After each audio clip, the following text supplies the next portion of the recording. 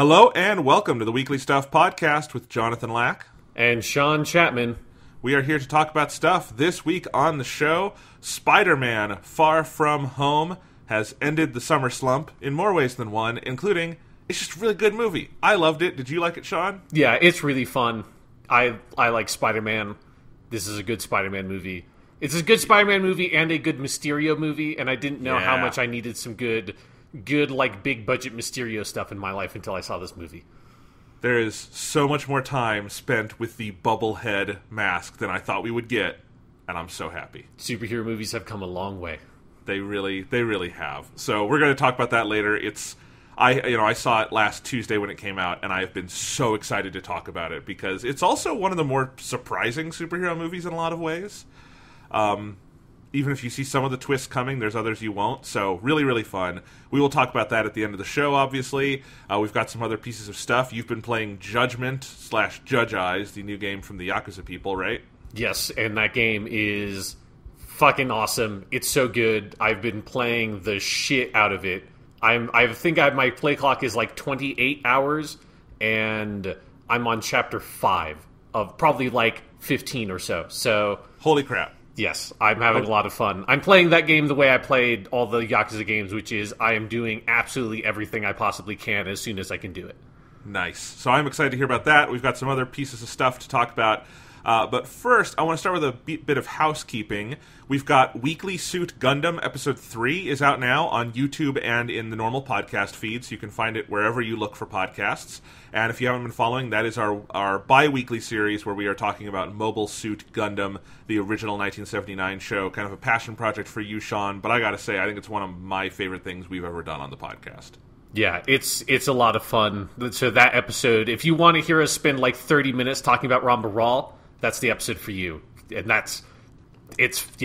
Gundam is awesome. It's really fun talking about it. People should listen to that podcast. I'm very excited to keep on going through that podcast and get to the end of Gundam because there's some shit ahead of us. Oh yeah, I've watched about 5 episodes beyond where we stopped, and oh my god, that show just never stops being amazing. So we will talk more about that. Second, Sean, I have been doing. I spent the last week kind of during my off. It's summer. I don't have a ton going on, so I finally decided to do a project for the podcast that I have been wanting to do for a while now. We do a little piece of theme music every week, right?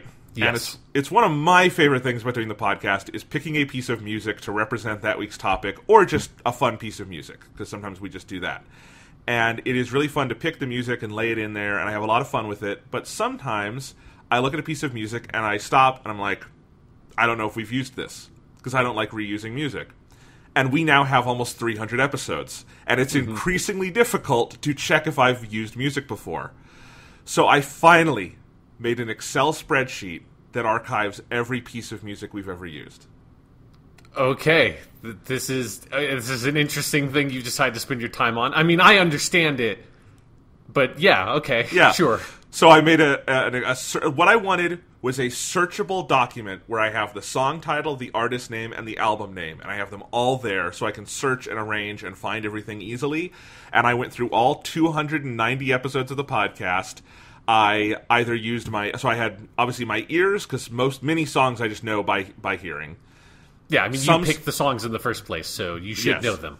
I should. A lot of them are Persona songs, of which there are roughly 1,000 tracks on my computer, so I had iTunes open and was cross-checking there. And then I also had my phone open and was using the Shazam app, which is the app that's made for, like, if you're in a bar and you hear a song, you pull out the Shazam app and it tells you what the song is. And that worked for more music than I thought it would. And at the end, I had about 6 tracks I didn't know and couldn't identify. Thomas, my brother, was able to find 3 of them because they were just pieces of Persona music where I'm like, I found most of it, but Thomas, you are the Persona music guy, so you find these last 3. And then I think there are only 2 more from the very early days that I cannot find the source for. But I have a complete searchable Excel spreadsheet with all of our music we've ever used. So if you're curious, I can make that public if anyone wants it. But, Sean, I thought it would be fun to share some of the stats with you now that I have it. Okay, good. Yes, because that's what I wanted to hear. I need to know what's like the hot data that you've collected on this podcast. Yes. All right. So first off, Sean, and we'll make it into a game. I have questions here, and you can make a guess. What is the longest streak we've had in terms of weeks in a row where we went from just one single album source? And what do you think that album was? I mean, there's gotta be, like, 5 or 6 weeks of just Persona 5 OST, right? Like, that's gotta be... I'm gonna say that's my guess. I'm gonna say 5 weeks Persona 5 original soundtrack. That's correct. It's 7 weeks in a row for the Persona... Yeah, we went episodes 182 to 188 is all Persona 5 music. There was a brief break at 189, and then it came back for several weeks, because this was also the same period when Twin Peaks was airing. So it was mostly Persona 5 that spring. Once in a while, we would do a Twin Peaks music. And then Doctor Who premiered. That was like the busiest time for the podcast ever, if you remember that. Yes, yeah, we were juggling 3 ongoing things at the same time, and it was ridiculous. Yes. But there's a close runner-up. Can you guess what that is? So it's 7 songs. So it's something that's close to 7. So like something that's like probably 4 to 6 times in a row. I can't think of it. I mean, it's probably another Persona streak, but I don't know. It's not. It's Spider-Man Rock Reflections of a Superhero. Because you'll remember... Oh, shit, you're right. We did 6 weeks in a row, episodes 252 to 257, because we did all of our Spider-Man 1, 2, 3, the Raimi things. Then the game came out, and we talked about that for a couple weeks. So we just went solid 6 weeks on Spider-Man Rock Reflections. Yeah, I had forgotten that the Spider-Man movie thing lined up directly with the game. And so, yes, so we would have had multiple weeks in a row of just Spider-Man music. Yeah. Yeah. So this next question is fairly related, but what single album do you think has been used the most times across 291 episodes of the podcast? I'm going to say the Persona 4 original soundtrack. It's got to be one of the Persona soundtracks, but I'm not sure. It is Persona, but it's Persona 5. Persona 5 had those initial 7, and then we have done it overall 15 times. That makes sense. Yeah. Obviously, it was one of the Persona tracks. Yeah. It was. Persona 4, if you add up the original game, Golden, Reincarnation, Animation, and the spin-offs, it's Persona 4 by far. Mm-hmm. But if you're talking one album, Persona 4 Dancing comes in at number 2 at 10 times. Okay, yes. That makes sense. Then, including this week, Spider-Man Rock Reflections comes in 3rd at 8. That's good, you know. That's where it should be. That feels right. Yep. So obviously the composer most represented is Shoji Meguro. That's not even a contest. Who is number 2? Which composer or artist do you think we have used the second most behind Mr. Shoji Meguro? I'm gonna say it's probably a movie, guys. So it's probably either like Hans Zimmer or John Williams. I'm gonna say one of those two. John Williams is at number 3 with 15 times he has shown up across different franchises. Number 2 is Murray Gold, the Doctor Who composer. Oh, that makes sense. We have used Murray Gold tracks 21 times. More for Doctor Who, because sometimes we dip into Classic Who, but Murray Gold has 21 appearances on our show. Now, franchises, I don't have questions for... Well, you know what? I will. Obviously, the most used franchise is Persona. Do you want to ballpark a number guess of how many times we have used Persona music in 291 episodes? I'm going to say it's got to be something like... I'm going to say 60... I'm going to say 64. You're lowballing it. Okay, 75. It's 81. 81. Jesus Christ. We have used Persona 81 times. Doctor Who only 23 times. Now, I'm not counting the spin-off series we did with all the Classic Who. Yeah. That's obviously every opening was Doctor Who. And then Star Wars for franchises comes in 3rd at 15. That makes sense. Now, you'll notice the John Williams number is 15. Not all of that is John Williams, because we have used some non-John Williams Star Wars music, including the I'm Han Solo song from Star Wars Connect, which John Williams had nothing to do with. But yes, that is the data I have collected for now. I'm sure there's others I could find, but I am very happy to finally have this spreadsheet. The final kick in the pants for me to do this was I knew I wanted to use more Spider-Man Rock Reflections of a Superhero this week, and I had no idea what we hadn't used. And we have, I believe, 2 songs left from that soundtrack that we have not used yet. Then we just start putting in the weird, like, Stan Lee interludes. Just have 15 minutes of Stan Lee narration at the top of each podcast. We have used one of those when he died. We did use his final narration. Yeah. So we have used a lot of that CD. We're using all parts of that particular Buffalo. I think the fact that you haven't mentioned it gives me the answer, but I just want to ask anyways. Have we really never reused a song? We've never we have reused songs. Okay, we have? Yes, I gotta look this up. The worst one ever was, I think I used, usually they're like contextual, like I've reused Everybody at New Year's 3 years for New Year's Day, and I don't mind that because it's like a fun tradition. Sure, yeah. That's from Persona 4 Golden. Some other ones that I just obviously forgot is there are 2 different X-Men movie weeks where I used the X-Men animated theme song and didn't bother checking. But that's also a really kick-ass song, so I don't think anyone minds. The worst one, I think, is, I gotta look this up, but it's Deep Breath from Persona 3, but the reincarnation version. Yeah. I used that on episode 91, completely forgot, used it again on episode 95. Okay, yeah, so that's because if you had said I used it on episode 91 and then I used it again on episode 223, it's like, fair enough. Yeah. I think those are the 3 I remember I've reused, because I obviously have the data on that now, but now I can guard against it. It's honestly, Sean, I'm surprised it hasn't happened more, because I didn't have this document. Now I do. Now it probably will never happen again, but like, it's kind of surprising to me that there's only maybe 4 or 5 songs I've ever done it with. Well, good job, Jonathan. Yeah. Good work. Absolutely. So that's fun. I had fun making my spreadsheet, and there you go. That will come in handy forever. It truly will. All right, let's do some stuff. And before we dive into all the other stuff you and I have, Sean, because I've been playing some games, you've been playing Judgment, Thomas, my brother, who is currently in Japan, couldn't be on the show. He emailed, he didn't physically mail it. He emailed me a written review of Persona Q2, New Cinema Labyrinth, on the Nintendo 3DS, because he has played the whole game. I have not played it. You have not played it. Would you like to hear Thomas's review of Persona Q2? Yes, let's hear Thomas's review of the last 3DS game that people care about. Pretty much.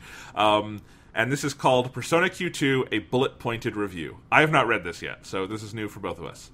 It's really good, but the weakest Persona spin-off I've played, including both fighting games, the dancing games, and of course Persona Q1. My play clock was around 72 hours, and I did everything. All the special screenings and every optional boss, grinded to the top level, made a bunch of really good Personas, completed the compendium.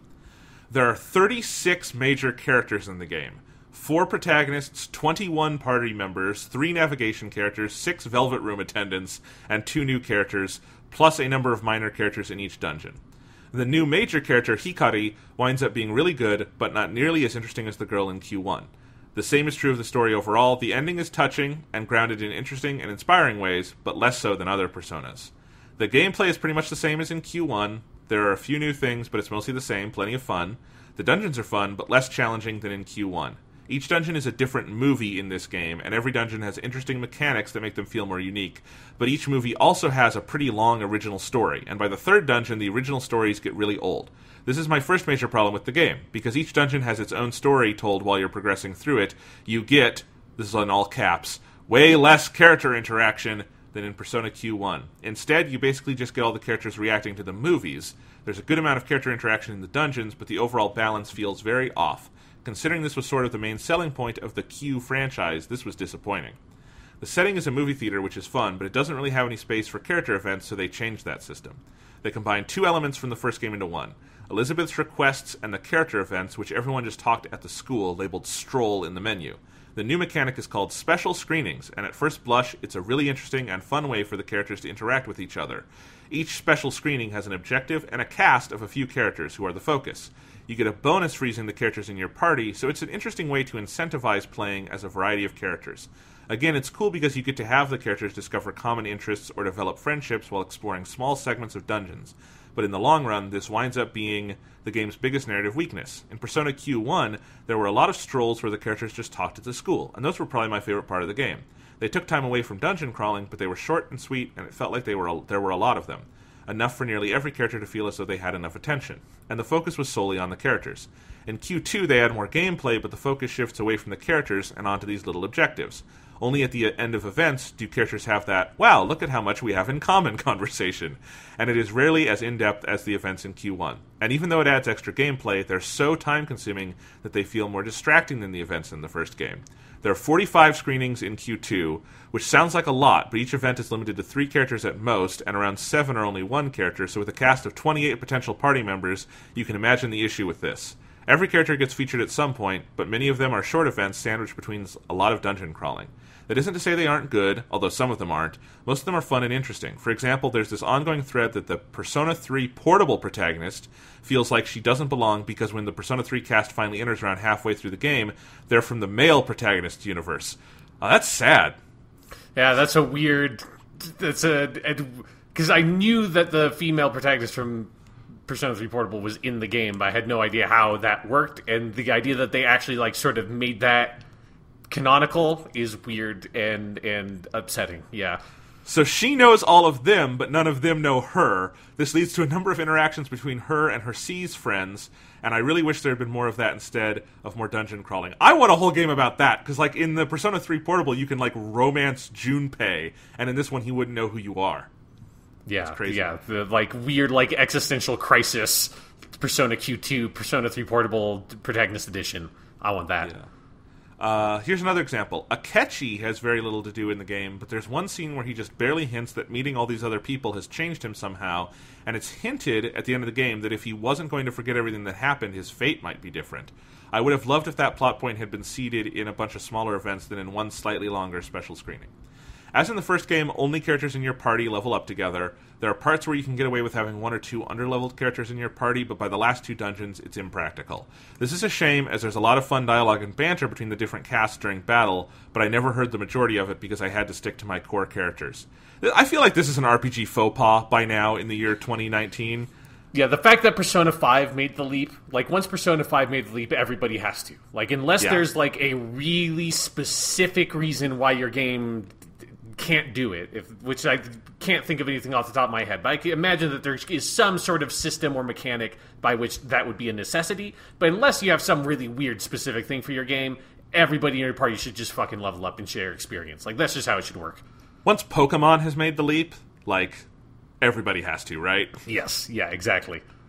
Yeah, so he says there's an item that raises a character's level to be equal to whatever your party's highest level is, but it's very rare, so you can't really use it anywhere except the end of the game. He says he has 7 total by the end of the game, and I think you can pay real money to get more, but again, in a game where character interaction is the main selling point, this seems ridiculous considering the cast size. The above few points together made me feel that after 72 hours, there wasn't nearly as much interesting character interaction as there should have been. While there were a lot of memorable scenes that I didn't mention, none of them ever really come up again, so it never feels important. Almost every character felt underutilized. But the music in the game is incredible. Mm-hmm. Every protagonist has a battle theme, and the new opening is good. The only theme I didn't love was the new boss theme, Nothing is Promised. It's kind of dull, especially compared to Q1's Laser Beam. But how can you surpass Laser Beam? That's a fucking great song. A classic. Add to this the additional 9 battle themes you get as free DLC, and you have probably the best playlist of battle music in any game. He was telling me about this. You get all the battle music from the Persona franchise you can just use. That's awesome. That is awesome. Yeah, and he says, despite his criticism, I really enjoyed the game. Think it's worth playing if you have affection for the different Persona casts. Some of these problems were inevitable given the cast size. Ultimately, my biggest issue is that the game focuses too much on its own stories and not enough on how these characters' friendships would develop. Still, it's fun, and I'm glad I picked it up. And apparently poured 72 hours into it. Good for him. There you go. Yeah. So that is Thomas's review of Persona Q2, and there we go. I kind of still want to play it, but I don't know when I will. Yeah, it makes sense to me of that, them adding a whole other game's worth of characters onto it without making any cuts anywhere. It seems inevitable, kind of like what you said in the review, that they would run into some of those problems of large sections of characters feeling underserved and stuff like that. Yeah. But Sean, do you want to tell us about a game you are loving? Oh, yes, Jonathan. Judgment, Judge Eyes, whatever you want to call it. I kind of like calling it Judge, even though I think it's dumb that they changed the title. I find the title Judgment very funny because when you say it to people and they're not in the right mind frame, or when you get a text message that has that word in it and you're not like in the right mind frame, it's a very shocking word for someone to just like, it's like, oh yeah, I've been playing Judgment. It's like, what the fuck are you talking about? But yeah, so Judgment is the new game from Yuga Gotoku Studios, or the Yakuza Studio, as we kind of call it over here, because that's what the game series got localized as, is Yakuza. So it's it's not technically a Yakuza game in the sense that it does not have Kiryu in it. It doesn't have, as far as I know, any returning characters. There maybe is a cameo later. I have not seen anybody I know from the other Yakuza games. But it is set in the same world. So it's set in Kamurocho. It uses the same map. If you played Yakuza Kiwami 2, or I assume Yakuza 6 is the same, because it's on the same engine as those games, it is the same basic sort of city layout and all that kind of stuff, which is what they do for these games. So you're exploring Kamurocho, which is this kind of fictional, skeevy part of Tokyo. And so it has that same sense of world building. It has the same kind of balance of humor and drama as the Yakuza games, and it has sort of the same gameplay foundation. So the pacing of the game, the storytelling style, the way that story, you have the main story, and then you have side cases or sub-stories under in it, and then you have a bunch of mini-games and friendships. All that kind of structural stuff is shared from the Yakuza games, and the combat, while all the moves are different because you're playing as a different character, all the kind of the fundamentals of the combat system are the same. So if you have played a Yakuza game, you know what you're in for if you go into Judgment. So people should not pick up Judgment thinking like, oh, this is a very different kind of game from that studio. No, like this feels like it is like the Yakuza spin-off game that is set in the same world, doesn't have the characters, but is them trying to do something different within that world and with those kinds of mechanics. So specifically what it is that it is a sort of crime noir sort of story. So you play as Yagami Takayuki, who is played by a very famous actor whose name I'm forgetting now off the top of my head, but he's a very famous TV actor in Japan, and so they got this like really big get for them in terms of the protagonist. And so Takayuki Yagami is a PI who used to be a lawyer, and at the very beginning of the game you find out that he got his client acquitted for murder, which is extremely, extremely rare in the Japanese legal system. And as soon as he got that client acquitted, they went home that night and killed their girlfriend and burned their apartment down. And so as soon as that happens, Yagami is kind of shamed. He kind of blames himself for this girl, Mio's murder, and then he leaves his lawyer agency and he becomes a private eye. So that's all the stuff you find out kind of in the first 10 minutes of the game. It has this big flashback that shows you that, and that's sort of the setup of the story. By the way, the actor's name is Takuya Kimura, who was a popular member of SMAP, a boy band, and was also the voice of Hal in Howl's Moving Castle. There you go. Yes, so Takuya Kimura, who is also, like, the reason why I sometimes have a hard time remembering his name is that in Japan he's commonly called Kimutaku, to kind of put his name together. And so in Japan, like, if you want to look up YouTube videos of this game, it is actually much easier to type in, if you use a Japanese keyboard, and type in Kimutaku ga Gotoku, which is like Kimura Takuya, basically, instead of Like a Dragon, which is the Japanese title of the Yakuza games. So that's that's why I can have a hard time remembering his name. But yeah, so he's this big, huge TV star. Like, he's, like, it seriously is kind of like, you know, getting Bryan Cranston fresh off of Breaking Bad to be the star of your game or something like that. Like, it is a very huge get for the Japanese audience. It's like them getting like us getting Keanu Reeves for Cyberpunk. Yes, only instead of him being a side character, he is the main character. You're just playing as fucking Keanu Reeves. And it's not a thing of, like, where, because he's this big TV movie star in Japan, that they had to skimp on the dialogue or anything. It's not like Kiefer Sutherland in Metal Gear Solid 5, where it felt like they got that guy in for, like, a weekend, and so he has almost no dialogue in the fucking game. It is as much, if not maybe honestly even more dialogue than the Yakuza games. It feels like, all these games do the kind of JRPG thing because there's so much text and content in the game where they kind of have, there's like the most important story stuff. This is all fully voiced, fully acted, all that kind of stuff. And then as you kind of go down the rung, eventually get to, this is like a side story. it's not going to be voice acted. We'll play like little clips of like, huh? When someone has a line of dialogue that pops up. And it feels like you have way more fully voiced dialogue. I don't know if that's just because it's been a little bit since I played Yakuza Kiwami 2 and I'm misremembering or what, but this guy has a lot of fucking dialogue in the game. So don't be worried about the TV star thing and think that means that they're kind of skimping on that stuff. Go get all the Kimutaku you want. Yes, exactly. You're just drenched in this fucking dude. And he's great. And it was something where at first, I think probably like halfway through chapter 1, I was kind of a little bit lukewarm on the game because I hadn't... Chapter 1 is very, very slow, and I hadn't kind of gotten the sense of what the game was doing, because there's this weird kind of uncanny valley effect if you've played the Yakuza games, where it is so similar to those games in so many respects that like where it's different, it took me a weird time to adjust, because nobody makes games like this. Like, the Yakuza games are completely unique, one of a kind. No other studio makes anything that I can even particularly use as a comparison point. Which makes anyone ever saying like, oh, it's like Shenmue or it's like Japanese Grand Theft Auto. It's like, no, it is nothing like either of those things. It is so not either of those things.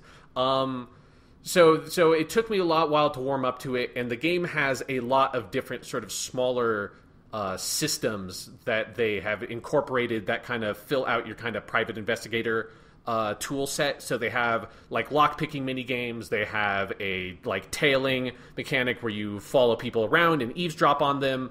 You have like all these different investigation mechanics where you're picking out pieces of evidence and you're taking pictures, and they have dialogue options that you're trying to sort of like piece through dialogue trees to find like kind of all the right clues and kind of get people to confess and that kind of stuff.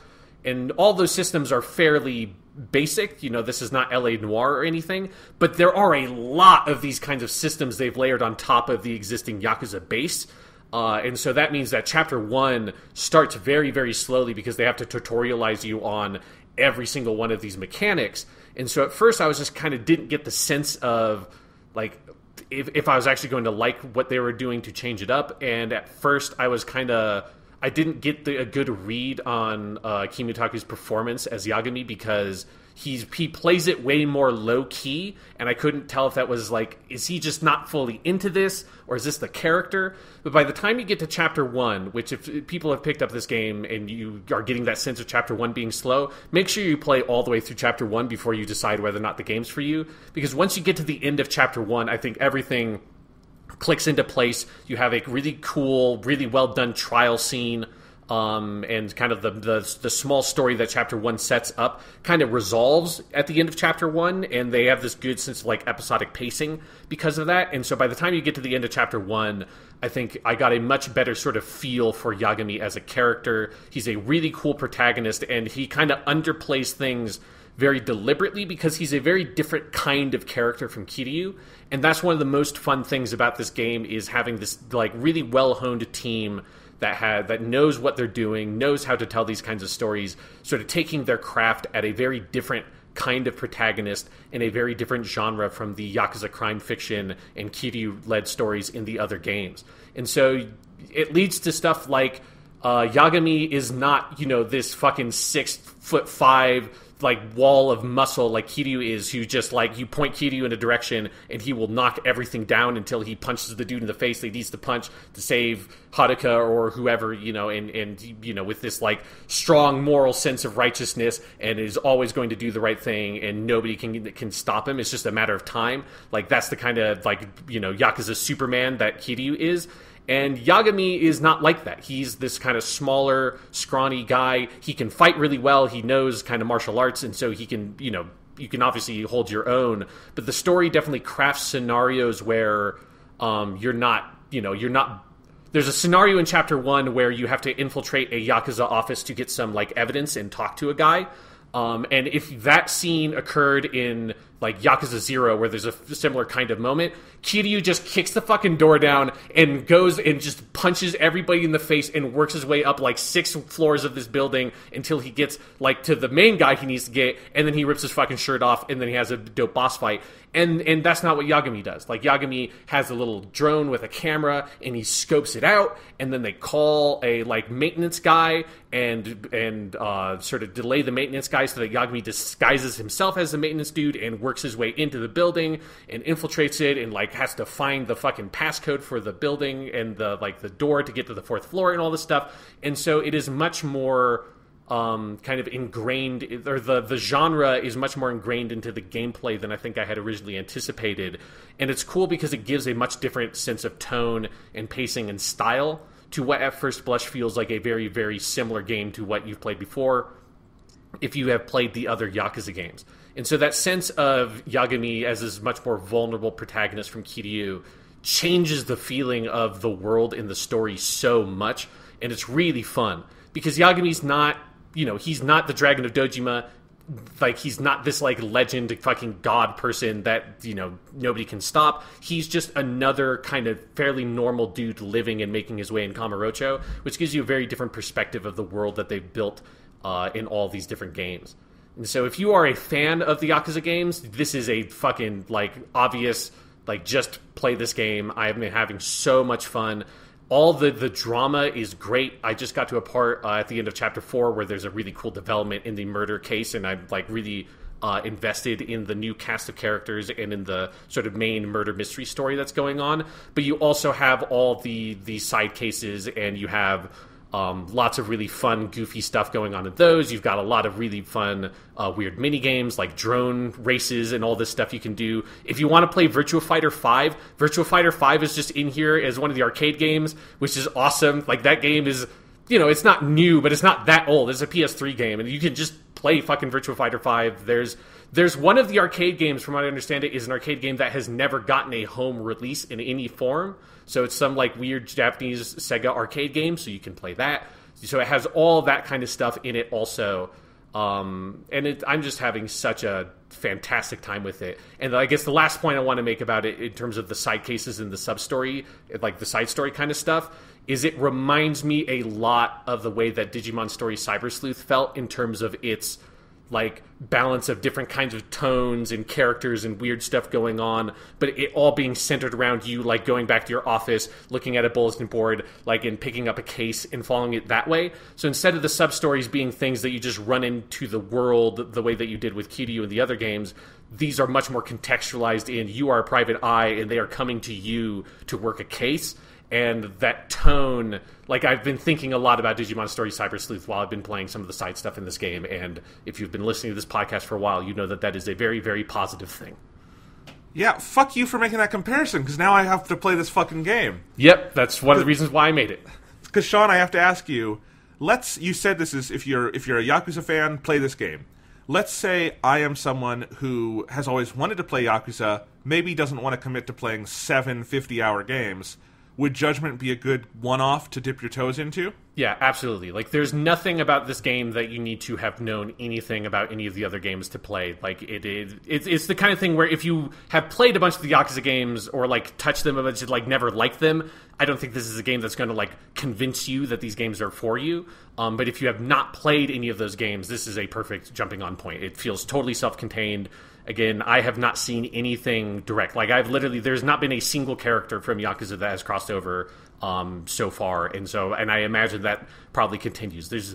I hope that Kiryu has, like, a cameo somewhere. I hope that at the end of the game there's some weird side thing where he shows up, because I really want Yagami to talk to Kiryu at least a little bit, but other than that, I feel like if they put that in there, that would be the only thing they would have that would be some direct connection to the other games.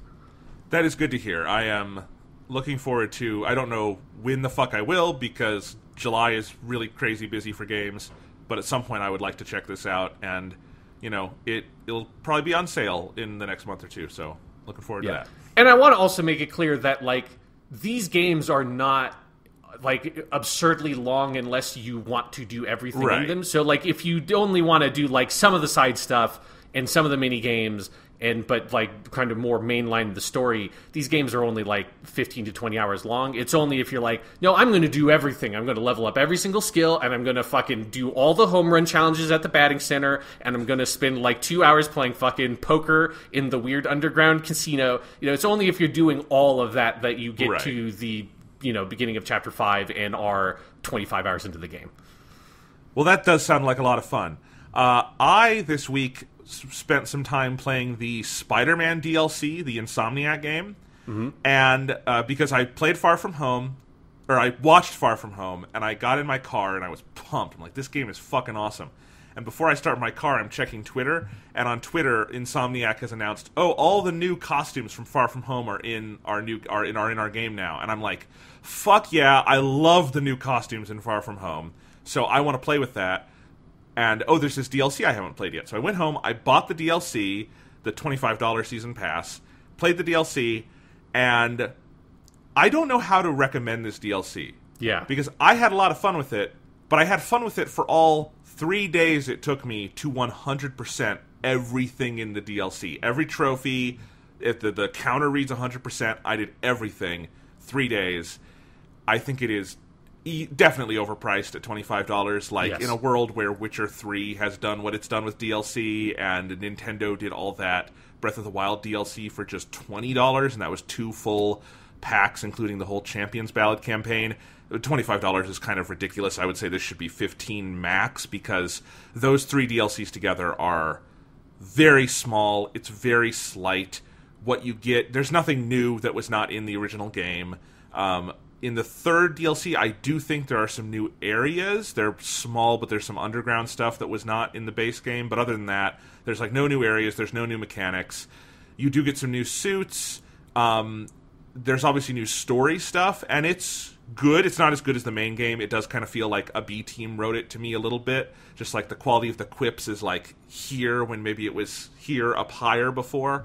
But it's good. It's fine. You get stuff with Black Cat, which is fun. You get stuff with Yuri Watanabe, and then with Silver Sable in the last one. I don't think it all coheres as well as it could, and all of the stuff with Yuri, which is the best part of the DLC, turns out to be 100% sequel bait, and that pissed me off because I wanted resolution to that, and there is none. But here's how I would recommend it. If you loved Insomniac Spider-Man, like you and I did, and you like platinumed the original game, totally play it. It is more Spider-Man. That's awesome. Maybe see if there's going to be a sale at some point. Because I will say the one thing it does exceptionally well is combat. Because that DLC, all of them, they just decide, like, the game got pretty hard by the end of the original. Let's go fucking crazy with it. And so by the 3rd DLC, there's encounters where I feel like you're fighting 200 guys. And it's probably not actually that, but that's what it feels like. And it really forces you to use all of your Spidey mechanics. We talked about this at length when we reviewed the base game. The combat in Spider-Man that was really the surprise of the game for everyone, I think, is like, we all knew the web shooting was going to be fun, but the actual combat being as good as it is, like in the DLC, you're having to use so many different moves to get through these fights. It felt like Mass Effect at a certain point, where I've got like my ability wheel, and I'm spinning it to be like, okay, let's use this now, and because the ability wheel kind of slows down the game, and like, okay, electric web, and then there's also, I really loved the Screwball challenges, which is this character who's like a social media addict, who's like making you do all these fun challenges, and she has these gadget challenges, which I wish there were more of, because they're really cool, where she makes you just use 2 gadgets, and I learned all these cool combo mechanics, where like, my new favorite one to use is you use your big web bomb, and it gets everyone webbed up, and then you use the impact shooter to just throw them at walls. And I also learned it's really easy to just use your impact shooter on rooftops to just throw people off the roof, and I guess murder them, because I don't know how Spidey saves those people. No, there's little web things shoot out and attach them to the side of buildings. You can watch, and they don't fall to the street and just die. But in my head, they kind of do. I mean, you can web someone to a car that's a car that's about to explode, and then that car will explode, and that person's almost certainly dead, but you can't chuck them off of buildings. Don't worry. Yes. So anyway, just the combat, it pushes the combat like up to 11, and I really liked that about it. It's, it is not, I think on the scale of DLC from Horse Armor to Witcher 3, it's somewhere in like the dead center of that, which is, it's fine. It is the game, but a little tiny slice more of it.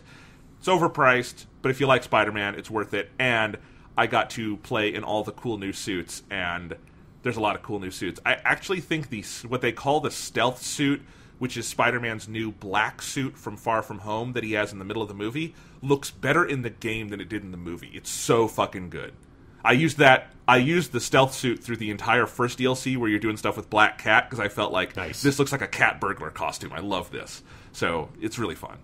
Yeah, I agree with you. Basically, everything you had to say about the DLC. That it's something that I would, even if you really like Marvel Spider-Man, like unless you just need that Spider-Man high immediately because you just watched the movie, I wait for it to be on sale. Because it is definitely like that's the biggest thing about it to me is that it's just overpriced. Like if it was much cheaper, I wouldn't mind that it's very slim. And for me, like, you know, it came packaged with the PS4 Pro version I got, so it's like I didn't pay any extra money to get that game. Or to get the season pass, so it wasn't really a factor for me personally. But I can definitely imagine if you're someone that was like sort of on the edge about it, and then you paid $25 for that you'd be kind of pissed off about it. So I would recommend, waiting for it to be on sale. But it is, if you like that game a lot, it is a lot of fun, and there are some pretty fun story moments and cool little character beats. Like I like a lot of the stuff with Black Cat in the first pass or in the first part. Particularly, that's also another thing is it's all like basically one big thing. Like people should not don't just be like, oh, I only care about Silver Sable, so I'll get the Silver Sable one. That's not how it works. Like they're basically one big thing. Yeah, they're separated into 3 campaigns, but like they literally end with a big to be continued message. Yeah. So it's it's and there's things that kind of go unresolved. I feel like the whole DLC ends on a weird anticlimax where you fight Hammerhead for the second time, and maybe he's defeated, but it's not 100% clear because the DLC just kind of cuts to black. It's weird, but it is fun. I liked getting to know some of the characters more.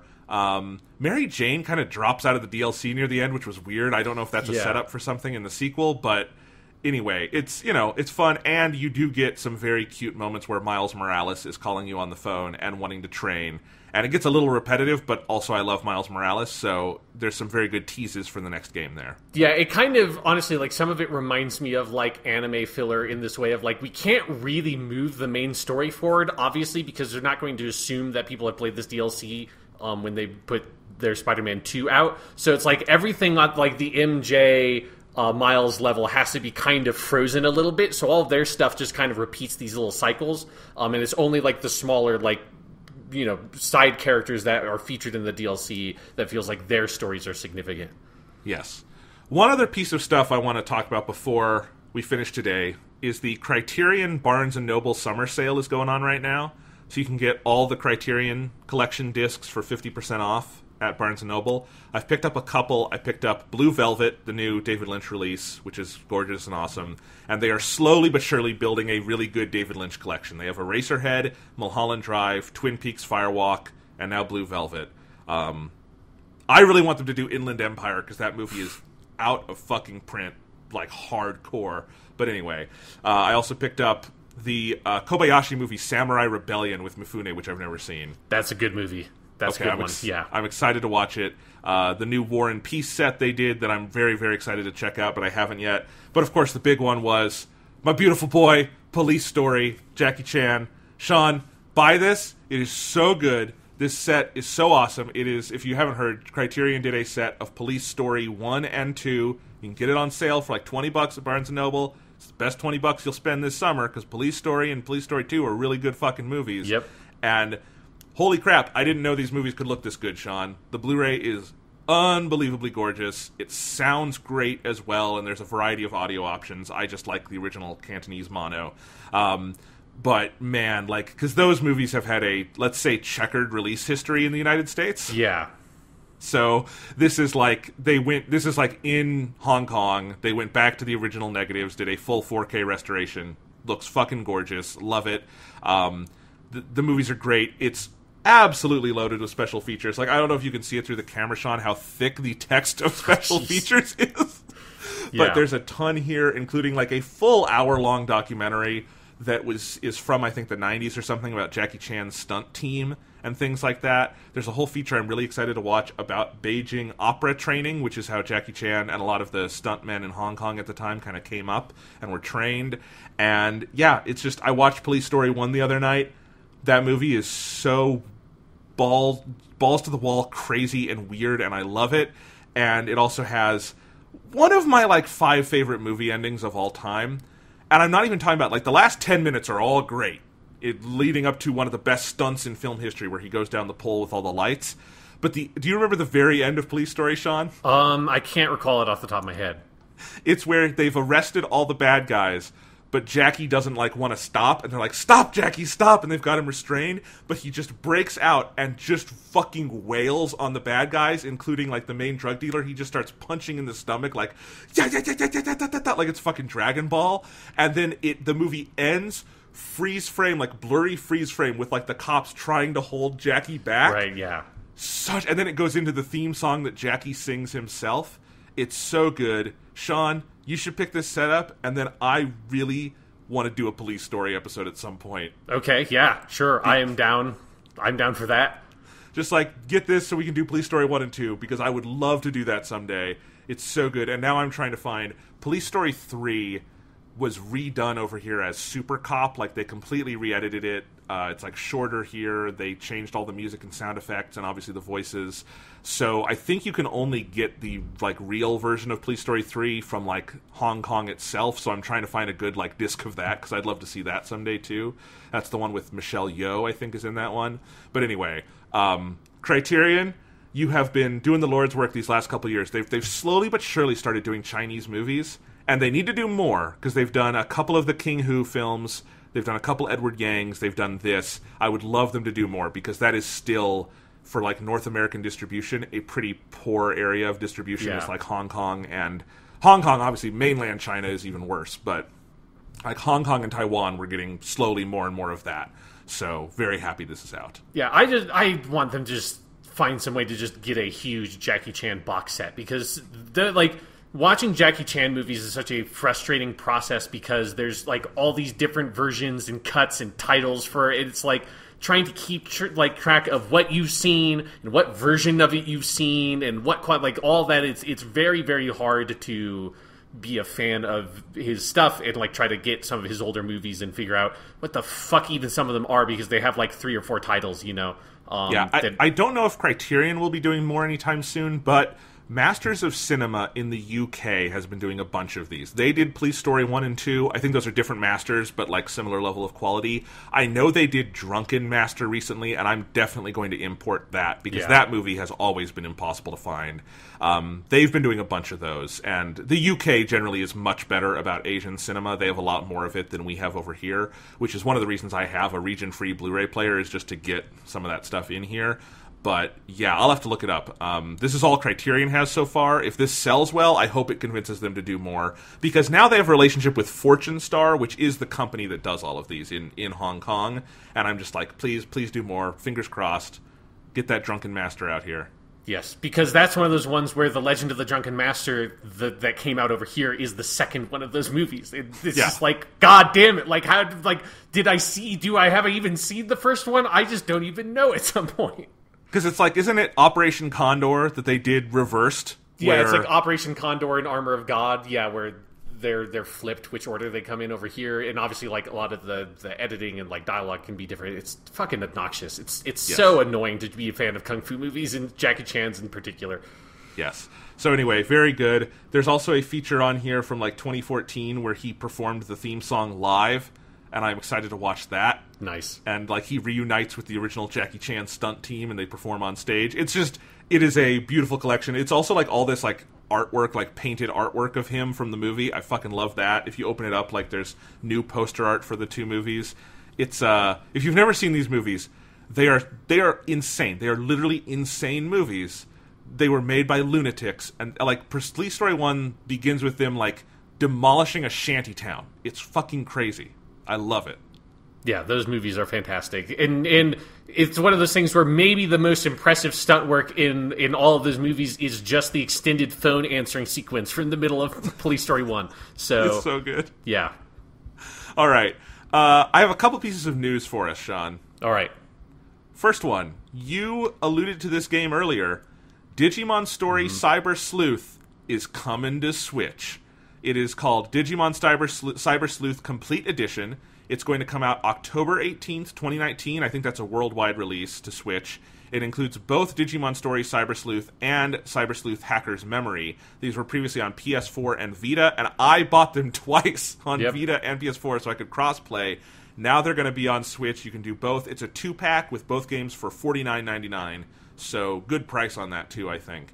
And, yeah, if you've never played these games, Switch will be the perfect platform for these. I will probably buy them again. I am very excited that this is happening. And at the same event, Bandai Namco also announced that a new Digimon story is in development. It's not a Cyber Sleuth game. It's like the next generation. So we have that to look forward to as well. Yes. Also important that if you don't have a Switch, they're also coming to PC. So if you... Cool. Yeah, so if you don't have any of the platforms it's already on or the Switch, you could also get the PC version. Those games are fucking great. Mm-hmm. If you have any love of Digimon, you absolutely should play them. Even if you don't, you should play them anyways. I didn't know a fucking thing about Digimon, Sean. I couldn't tell you an Agumon from a Gabumon. That's literally the exact joke that I was about to make, Jonathan. Good job. All right, see? This is the point. You, a lifelong Digimon fan, were about to make a joke, and I, a fan because of Cyber Sleuth, made that joke. Exactly. You can be like me, too. Our final piece of news, Sean. The Flash movie got a new set of writers and directors this week. I didn't even hear about this. Are you fucking kidding me? It did. Sean, I did some research this week. Would you like me to walk you through the saga of Warner Brothers trying to create a Flash movie? Please do, because we've obviously talked about this each time this shit has changed, but I have no memory of how the bizarre labyrinthine path we have taken to this moment. So go ahead. Because I have also counted the number of writers and directors attached to this movie. All right. Our tale begins in July of 2013. This is, I believe, when Batman v Superman was announced, and this was around the time of Man of Steel. This is when they were gearing up to do the DC universe. And in July 2013, Greg Berlanti, who is the guy behind the DC stuff on the CW, was announced to be developing it. So he is writer number 1.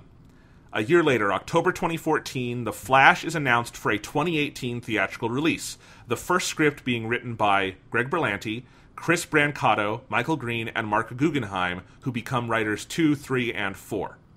In April 2015, a new story treatment is written by Phil Lord and Christopher Miller from 21 Jump Street, Lego Movie, all of that, with the intention that they would also direct. So they become writers number 5 and 6 and directors number 1 and 2.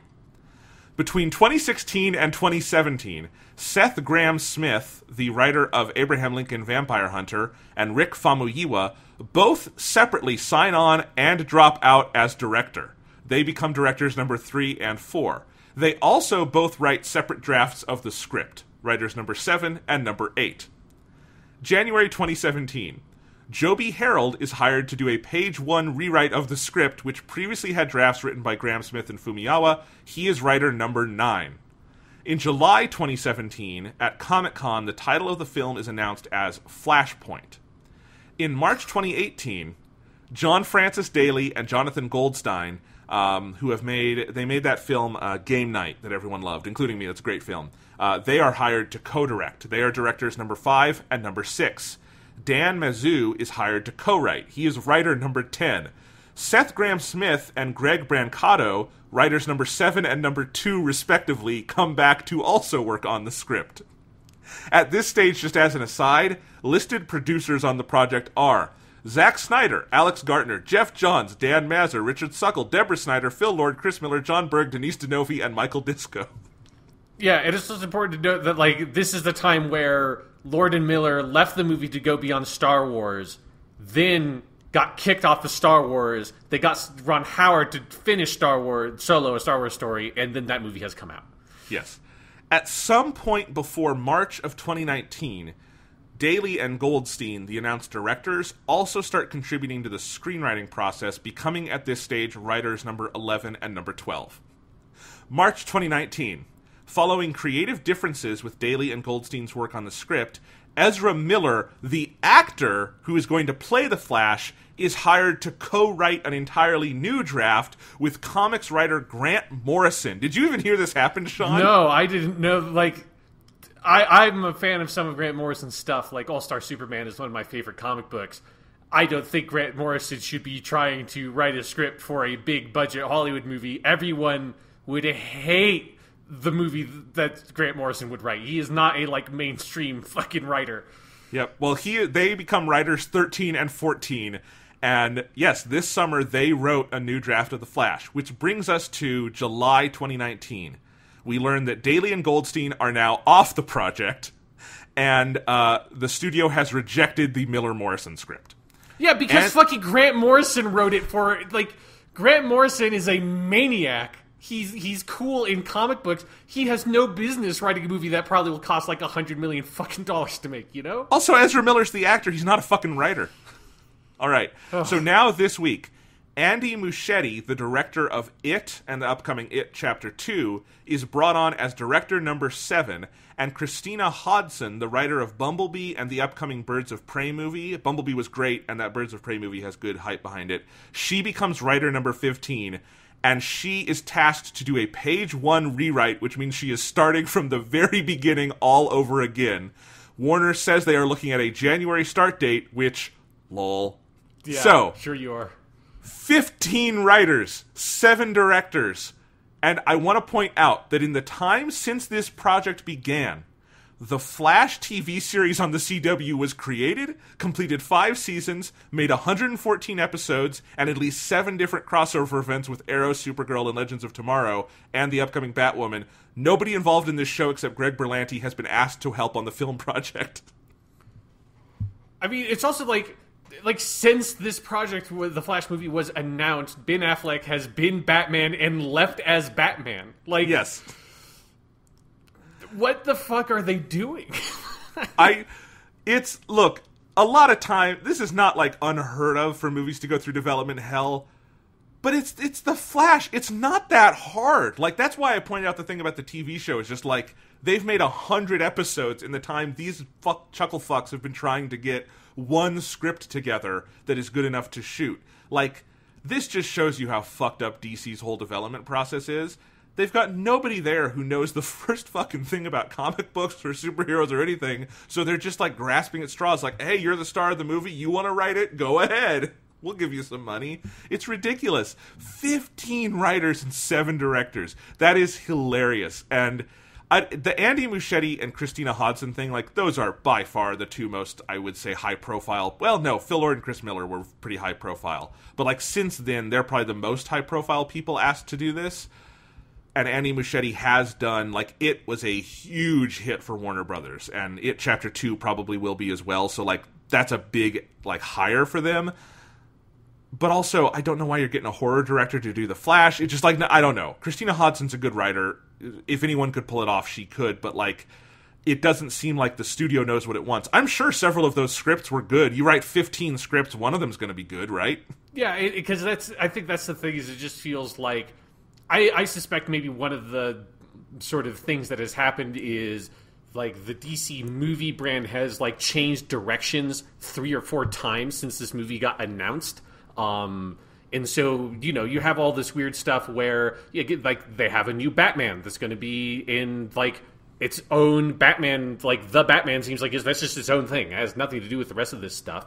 You know, Justice League Zack Snyder had to leave that movie, and so then you had Joss Whedon come on and finish it and change the tone of that movie. Like, Wonder Woman was very successful, so they're making a sequel to that. But then they also had Shazam that came out, and that's completely its own thing. And then Aquaman came out. That is technically like the Aquaman guy, but seems like it's basically like kind of it's just so disparate that it feels like probably one of the things is the mission statement for what the Flash movie needs to be, especially when you think about it, at one point it was going to be called Flashpoint. That, like, the mission statement for this movie has changed so much that they just had to reject the script because you can't make a movie that was supposed to be the thing that ties, like, the weird future vision shit in Batman v Superman and, like, Justice League and Darkseid together. That movie can't happen anymore because Justice League was shit, Batman v Superman was shit, but Justice League, like, was shit and it really bombed. And so, you know, this movie just, like, is cast to the winds and flying in every given direction. And maybe they will actually make it someday. Probably not. By the time they do make it, is Ezra Miller still going to want to be the Flash? Who knows? They scrapped his script, so maybe not.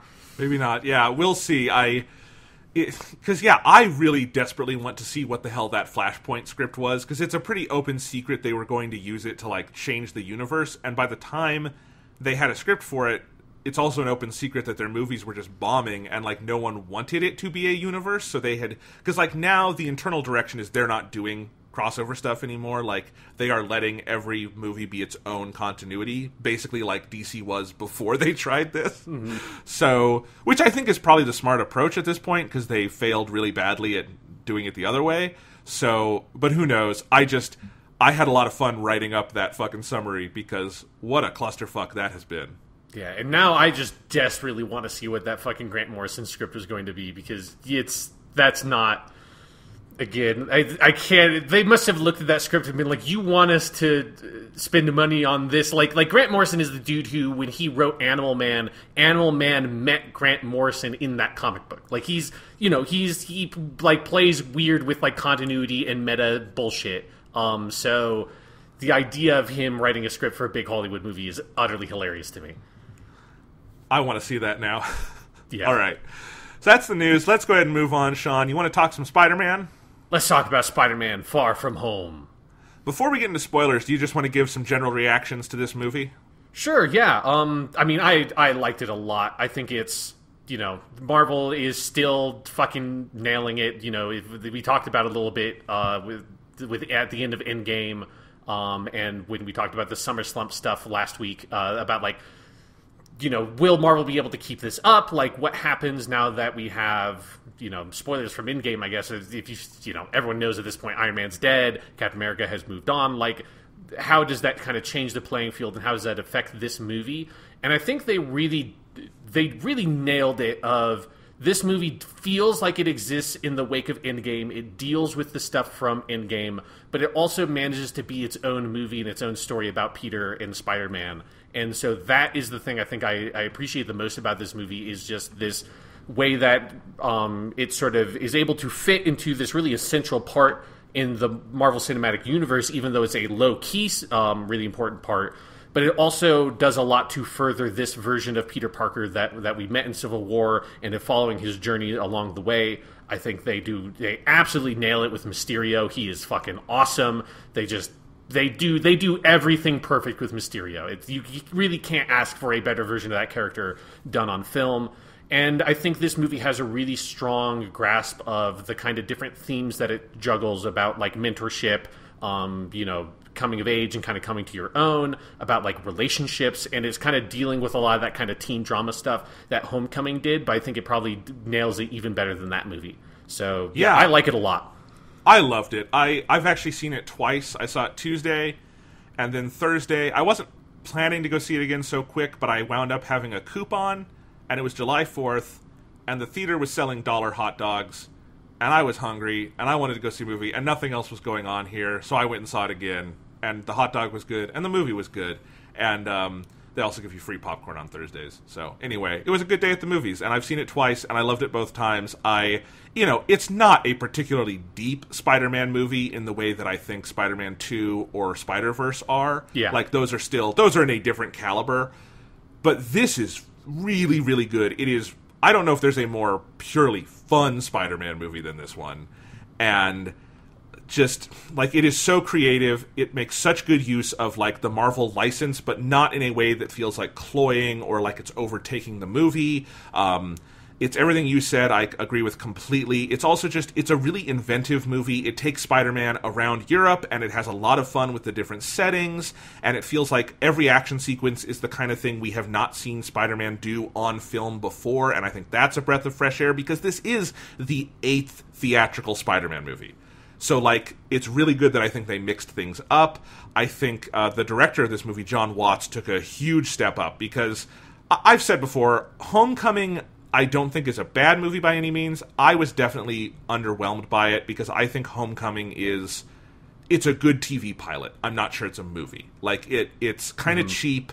The action is really bad. It's got great performances and a really cool villain with Michael Keaton. I think it's a little scatterbrained. I think it's a little too heavy on the Marvel tie-ins. I think Far From Home has the perfect balance of all of that, and it doesn't feel like a TV thing. It feels like this is a movie. It's got really great, just, like, sense of, like, it's not, like, visually masterful or anything, but it's got a really good sense of, like, geographic space in action sequences. It's very creative in how it does action. It's got one absolute dynamite killer scene near the end that is basically out of a Batman Rocksteady game. We will talk about that later. Yep. And, like, that is one of the best things the MCU has done on film. Like, this is top-tier MCU to me. This is top 10 of the movies they've made. I don't know if it's, like, Inner Circle top 5, but definitely top 10. I agree, Mysterio, they couldn't have done it any better.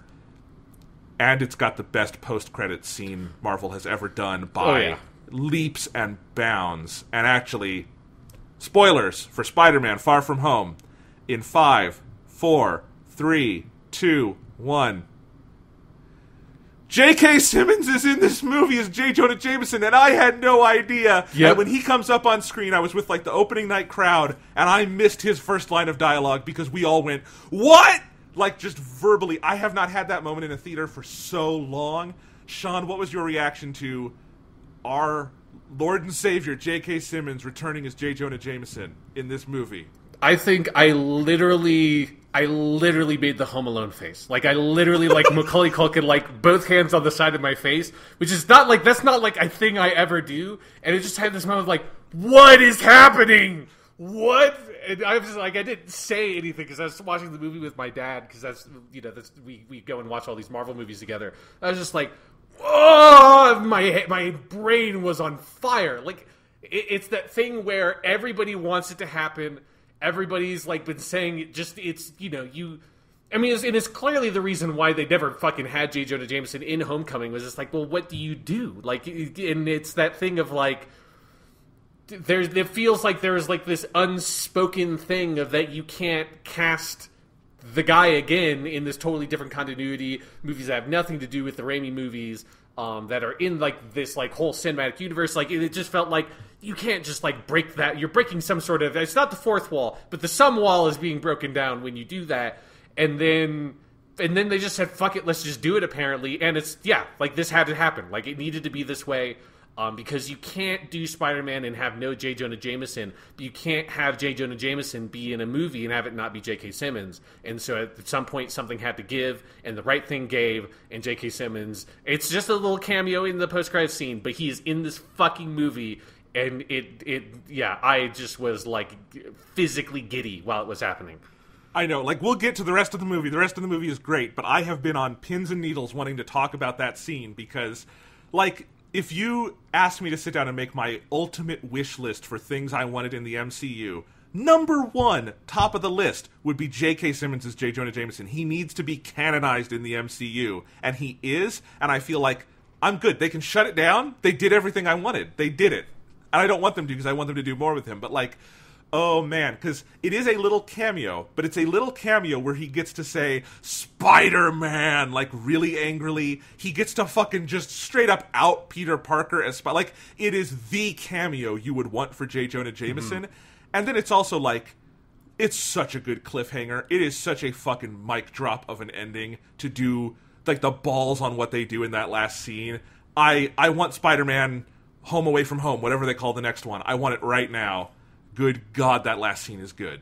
Yeah, it is something where, because it's one of the things that's really, like, I think it's fun to think about this movie, as it is for a lot of the MCU movies, but particularly the Spider-Man movies, because they're very, the two Spider-Man movies are very, like, immersed in the MCU, compared to something like Black Panther or Thor Ragnarok, that have a lot of MCU elements, but are kind of on their own, or like Guardians. Like, the Spider-Man movies are in the fucking middle of it. And this one is really interesting because it is this denouement, as we kind of talked about, that it would have to be to Endgame and deals with the traumas left over from the end of that movie. But then, you know, as you need to in any serialized format, like, it also has to pass the torch down to, like, what is the next thing going to be? Like, we need something to look forward to. And I saw the movie yesterday on Saturday, and was in completely unspoiled, which I'm, like, I knew that people were very excited about the post-credits scene, but I had no idea that it was going to be something like that. And so, because I thought it would just be like, oh, like, here, in fact, one thought I had was, oh, maybe, like, Tobey Maguire has a cameo appearance with, like, the multiverse shit or something happens. Like, that was my theory of, like, maybe that's the thing that got people really fucking excited. And it just even occurred to me that this would be something they could do, is just have fucking J.K. Simmons as J. Jonah Jameson. And so, yeah, having that be this, like, big spark at the end of the movie to be like, okay, yeah, no, we are not done with the MCU. I need to see more of these fucking movies. I need to see what the fuck happens at, like, the next second after the end of that scene for Spider-Man. Absolutely. And just, you know, one more second on J.K. Simmons. It's occurred to me that, like, you know, all of Spider-Man media cannot get away from J.K. Simmons in this role. Because even in, like, the Insomniac game, it's not J.K. Simmons, but that person is doing a J.K. Simmons impression, and a really good one. But, like, on the TV shows, like Spectacular Spider-Man, dude's doing a J.K. Simmons impression. He's drawn like J.K. Simmons. And then this follow-up show to that, Ultimate Spider-Man, just cast J.K. Simmons doing the voice. He's in that show. So, like, you can't get away from it. It's, like, the one unrecastable role in superhero media. Like, I think we could all sooner accept a new Iron Man than we could a new J. Jonah Jameson. While J.K. Simmons lives and breathes, that role is his, and it will be his, and they finally put him in. And I also think, because I'm not sure where the room is in these movies for, like, Peter to be working at the Daily Bugle, but doing it like this, which is also how the game does it, where he is like a radio podcast, almost like a weird Alex Jones kind of figure, that's perfect. Like, that, and because it also means J.K. Simmons doesn't have to be there for a month of shooting. They can get him in for a couple days on a green screen. I think this works, and it's a good template going forward for, like, again, Spider-Man, Home is Where the Heart Is, or whatever the next one is. Yes, yeah, it's like one of the most severe reactions I've had to a movie in a movie theater. It is like, I mean, although honestly, like, I also had, you know, not the same kind of reaction, but I also had a very severe reaction to the end of Godzilla King of the Monsters because I'm a Godzilla guy too. But this was next tier, like, what the fuck? Like, this was like, you know, if Keanu Reeves coming out at E3 and the E3 announcer saying, on the stage, Keanu Reeves, and the Keanu Reeves telling us all that we're breathtaking, if that's a 10, this is an 11. I agree. Yes, that's a good way to put it. That's a really good way to put it. So let's talk about the movie leading up to that, because there's so much good stuff. I also noticed watching it a second time, it is a tight movie. Yeah. It's 129 minutes with all the post-credits stuff, and because there's 2 post-credit scenes that are both big and long. Yeah. And all the credits. So I think before you get to the credits, it's less than 120 minutes. It feels like it's got plenty of time. It feels like it breathes, but this sucker moves. And I really like that about it. But they pack in a ton of stuff, because just on the level of characters, you've got Spider-Man, Ned, all the kids. You've got Aunt May, Happy Hogan, Jon Favreau. You've got Mysterio. You've got Sam Jackson, Colby Smulders as Maria Hill and Nick Fury. Am I forgetting? All There's like Mysterio's sort of like cast of goons that he has helping him out. Yeah, so you've got all of those. They're not characters, but you do have the big fun elemental designs, which are clearly inspired by different, like, Spider-Man villains Sandman that are never... and Hydra Man and Molten Man. Yeah, they did a good job on those things. Yes, so, like, there's a ton in this movie. I don't think anyone was underserved, and I actually think, like, I don't know if Aunt May is in this one less or more than the last one. I thought she was better used here, because there's just... She's not in it a ton, but there's, like, a really fun, like, familial thing going on there, and I love the idea of Happy Hogan and her getting together, and I desperately want the Spider-Man sequel where Peter has to deal with Happy Hogan as his new stepdad. That'd be so good.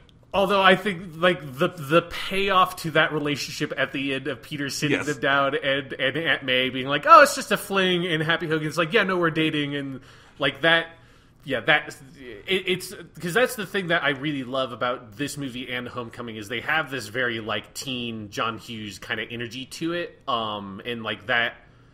It feels it's one of the things that sets these movies apart from other Spider-Man movies and other MCU movies is they get that, like, high school teen drama like comedy thing really, really well. And that's one of the tools I think they use to help them balance all the different characters is, like, that tone. Is useful for being able to have, like, you know, Ned is definitely not in this movie as much as he is in Homecoming, but he still feels really valuable and important because they know what to do with him and they can play with that character in fun ways. Yeah, and I'm forgetting ones. Like, their teachers are Martin Starr and J.B. Smoove, who fucking steal the show up until J.K. Simmons comes in. They are so funny. Both times. Like, there's this because this is the other thing. This movie, I think, is the funniest MCU movie. I probably have previously said that about Thor Ragnarok and Guardians 2. I think this one takes the cake for me, just in terms of sheer laughs. Because there's, like... I mean, Martin Starr is a world-class A-plus comedian to begin with, but there's the scene where it's just a little cutaway, it must have been improvised, where he's playing with the camera, and he's trying to take a selfie, and the physical comedy there of him trying to take the camera, and when he does, you know he's going to drop it into the water. You know that's going to be the gag, and he keeps not doing it until the moment where he absolutely should not be doing it. there's such good comic timing and like physical comedy in this movie, and then JB Smoove has like 7 lines and they're all killer and hilarious. Yeah. I just every performance in this, little, big, whatever, is so well calibrated and it all fits together so well, and it is just on the level of sheer entertainment, it's so good. Absolutely, yeah, and I think I probably laugh harder at Thor Ragnarok, but I think Far From Home has like the most consistent comic sort of like tone and feel to it for sure. Yeah, it's because again, this sucker just moves because they're on the European trip like 10 minutes into the movie. Yeah, you've got that very brief opening with Mysterio, then you're with Spidey. Basically, here's one thing I do want to talk about. The movie opens with Spidey at the event for Aunt May. I did like the little nod that Aunt May is working with the homeless. Mm-hmm. That's very nice.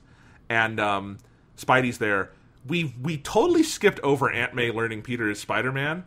I don't know if that bothers me, but I do kind of want the mini-movie where like Marissa Tomei has to play that reaction.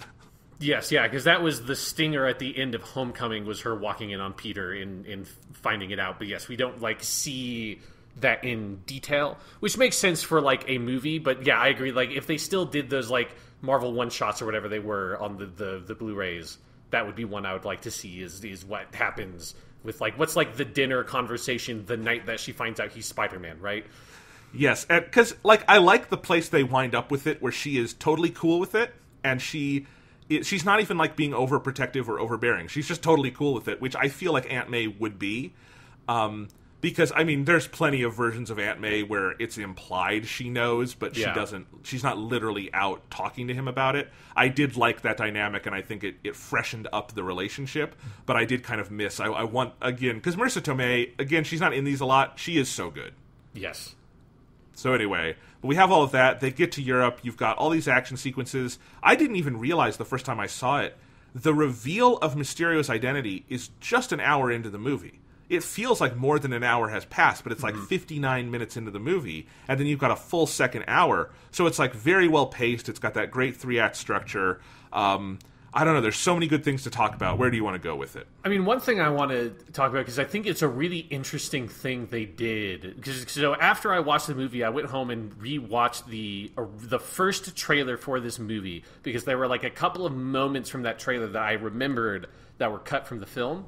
And if you watch that trailer, there are a lot of scenes that would take place during like a different first act of this movie, which is a whole first act where Spidey is in New York and he's doing his Spider-Man thing, and he like stops like a bank robbery and tells the cops that he's going on a vacation, like all that stuff. I remember that, yeah. Yeah, he goes to the one guy from the convenience store from Homecoming and talks to him about it. Like, oh, there's a bunch of these little like brief moments in the trailer that are used to set up the idea of Spider-Man going on this vacation. And it feels like there must be like a cut of this movie that exists that's like 2.5 hours long, that you have this whole like 15 to 20 minutes in the beginning of him preparing to go on this vacation that they turn into like a montage instead. And so that's not like, the first act is not him getting ready to go for the trip. Like the first act is him going, like him on the trip and encountering Mysterio and all that.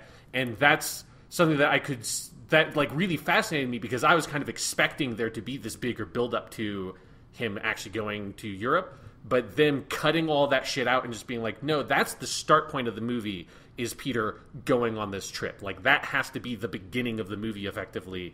And the movie has to be about dealing with that. It's not about him building up to it.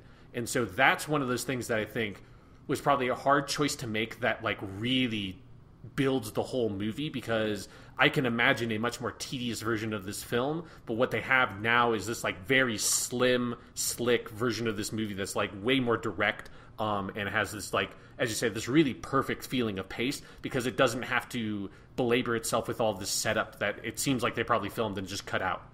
Yeah, again, like one of the things I talk about a lot, because I teach it a lot and I work with it, is 3-act structure. And this movie has very teachable 3-act structure. Like, inciting incident is the thing that starts the story but is usually outside of the hero. That's Mysterio showing up in South America. Yeah. Then you get the point of attack, which is where it comes into the character's universe. That's in Italy, when he meets Mysterio on the bridge when he has the fight outside of his costume, which is a fun action sequence with the Hydro guy. Yeah. And So, like, and if that happened, if the point of attack happened 45 minutes into the movie wouldn't work. That would be way too long and laborious, and I would kind of be checked out. It happens exactly where it should, which is like 25 minutes, and then the Mysterio reveal, which would be the second act twist, you would call that the midpoint of the movie, literally happens an hour into the movie. The midpoint doesn't always need to be the exact middle, but in a lot of good 3-act movies, it is for a reason, and like that's a very teachable example of it. And yeah, if they had 20 minutes in New York at the beginning, I don't know if it would work as well. I would like to watch those as deleted scenes on the DVD, but I think this cut is very good. Yeah, and that's one of the things when you said earlier about Spider-Man Homecoming feel like a TV pilot. Like, I think that's some of the stuff that would kind of, if it had those things, it would feel like here's like 2 episodes of the Spider-Man Netflix show or something like tied together. Like, that's the kind of thing you could get away with on a TV show. That a movie just can't do because you need to keep that pacing up. And so, yeah, like that's one of the things I was most kind of fascinated by immediately was just how quickly they get into he's just on the trip. And it's like fucking great. Like this movie just starts and it just goes immediately. Yes. And even though that early part of New York is short, they set up a lot of really fun character dynamics like Peter. Not that he doesn't want to be Spider-Man anymore. This isn't Spider-Man 2, but just that he needs a break, which I get. I need a break. Of course Spider-Man needs a fucking break. He went to space and got zapped. Yes, we all have, we all need a vacation. The 15-year-old that fought like the space god and it was, dusted. He definitely needs a fucking vacation. Yes, he wants a vacation. He is into Zendaya's character, MJ, who we will talk... She's so great in this, and I love that character. And he just, he wants to try to get in with her, and Ned has his ideas, and so all of these are kind of established before we even get on the plane. We get on the plane. There's some very funny stuff on the plane with him and Martin Starr and everybody. And just, again, it moves through that very well. And while we're on that topic, those like teenage dynamics, that is something I want to touch on here because I think this movie does it incredibly well, nailing that feeling of like having a crush on someone in high school and coming up with a plan and trying to figure that out and then, kind of reading all the different signals and sometimes reading them wrong. It's really good at that. And Homecoming was pretty good at this too, but I felt like there's an authenticity to all the teenage romance stuff in here that like really hit home. I really liked all of that. Yeah, like basically all of the school stuff I thought, like not just like the school stuff, but like stuff at the school. I mean, just like all like the class and the teachers, all that is really, really well put together. Like you have the because actually the thing that you have that like little brief moment with Mysterio at the very beginning of the movie, but then you come in on the in memoriam video playing over the morning announcements, which is, as someone who just finished student teaching in high school, perfect. Like they just. Holy shit, is that like all the effects and the music and like the like weird overlay of like the doves flying over a picture of fucking Tony Stark, like all of that is just fucking pitch perfect. It's amazing. The piece de resistance of that scene is it ends with a piece of clip art that has the Getty Images logo on it. Yes. It's still got the watermark, so they didn't pay for it. I really also like them reimagining Betty Brant as like the kind of like type A blonde girl who becomes Ned's girlfriend. She's also just kind of steals the show in the background of this movie. She's great. Because she was in the first movie, but she was only on the announcements, and so it's fun to like pluck her out of those and then like input her into the main cast and have her interact with everybody and have like Ned's weird summer girlfriend. And then all that stuff. And then, but for me, just because I just need to talk about it now because it's just so on my mind. The amount of stress I repeatedly felt over the course of this movie from the perspective of the teachers was unfucking believable. Because the idea of taking a full class and ferrying them around another goddamn continent is the most horrifying idea. It's like this is not a teen comedy superhero movie. This is a fucking horror film for me, Jonathan, because like it's the thing where I feel like if I watched this movie when I was 14, I would look at the Martin Starr character and be like, haha, what a funny, goofy teacher character. Now I'm looking at like, I'm with you, man. Like as soon as like some kid makes up some weird fucking allergy, and I'm immediately like, I don't know what that is. I've never heard of that. I'm putting you in the other side of the fucking building. You are not, I'm not going to get sued because you have some fucking weird allergy kid. Like, this is not my responsibility. Or the best moment is when he, after, like, they're all, you know, locked away and, like, traumatized from the attack of the monsters, he comes to their rooms and is like, well, I just want to say, you know, if you want to talk, I'm going to be here for you, and I want to talk with you guys. And they're like, no, we're good. And it's like, oh, thank God, because honestly, I'm not trained for that kind of counseling. It's like, that's the most, like, honest, genuine shit of, like, I'm a teacher. I've not been trained for, like, how to talk to kids in that way. Like, I'm not a counselor. I'm not a fucking psychiatrist. And yet, somehow, it becomes your job for most of your actual, like, day is to be that role. And so him, like, having to constantly deal with that and the stresses of making sure these children are not just murdered or get themselves killed constantly is the most genuine, authentic thing I've seen in a movie in a while. And before there's even monsters involved, right? Yes, it's the monsters are like whatever. They're a metaphor for like eating pencils or whatever the dumb shit kids do, you know? And that's why Martin Starr is such good casting, because he can be funny and goofy and make you laugh, and I also 100% believe him as that man who has that life and, like, goes home and, like, takes the teacher coat off, but he is this guy, and, like, because Martin Starr is just a very genuine dude. And it's so funny. And also that J.B. Smoove, who's also just a very funny guy, keeps, like, kind of, like, putting his duties off on him, and it's great. Martin Starr, I'm going to say so many of these, but another favorite moment I have of him is when he's Peter comes and sits next to him on the plane, and he's talking about his ex-wife who pretended to blip away, and he's like, yeah, we had a funeral for her and everything. Turns out she ran off with our gardener or something. And it's just like, you feel that this guy has, like, lived this life over the last 5 years, and he's still teaching these fucking kids. And he has, like, he doesn't have other adults to talk to, so that's why he's telling this kid this story. Another, like, great teacher moment that feels very real is it's near the end of the movie. I forget what the exact line is, but it's something of, like, where the Martin Starr character turns to the J.B. Smoove character. It's like, no, we're getting off this bus, Julian, and he just uses his first name. And it's like, that feels very real. That feels very true of, like, that, like, this moment is broken down and we're not doing Mr. Whatever. It's like, no, Julian, we're moving now. Yes. No, all of that is so good. And just all the kids, they really do. This is the thing that Homecoming 100% nailed. This movie nails maybe even more, is they feel like kids. Yeah. Like technically most of these actors are 21, 22, but they feel like 16, 17-year-old kids. Zendaya's MJ and Tom Holland's Peter totally feel like people I knew. In moments, they feel like people I was. It's funny because, like, you also just you start relating to different people. Like, I feel Ned in this movie, because also the Betty Brant character, that's the kind of girl I was into in high school. I wish I could say I was more into, like, the weird MJ character, because that's the kind of person I would be into now in terms of, like, weird artsy types, because I hang around with a lot of MFAs. But, like, in high school, like, nope, I was into, like, that kind of type A person, and so I totally get where Ned is coming from, and I think they're very funny, and the girl who plays the Betty Brant character is so good at that. She just is that character. It's so good.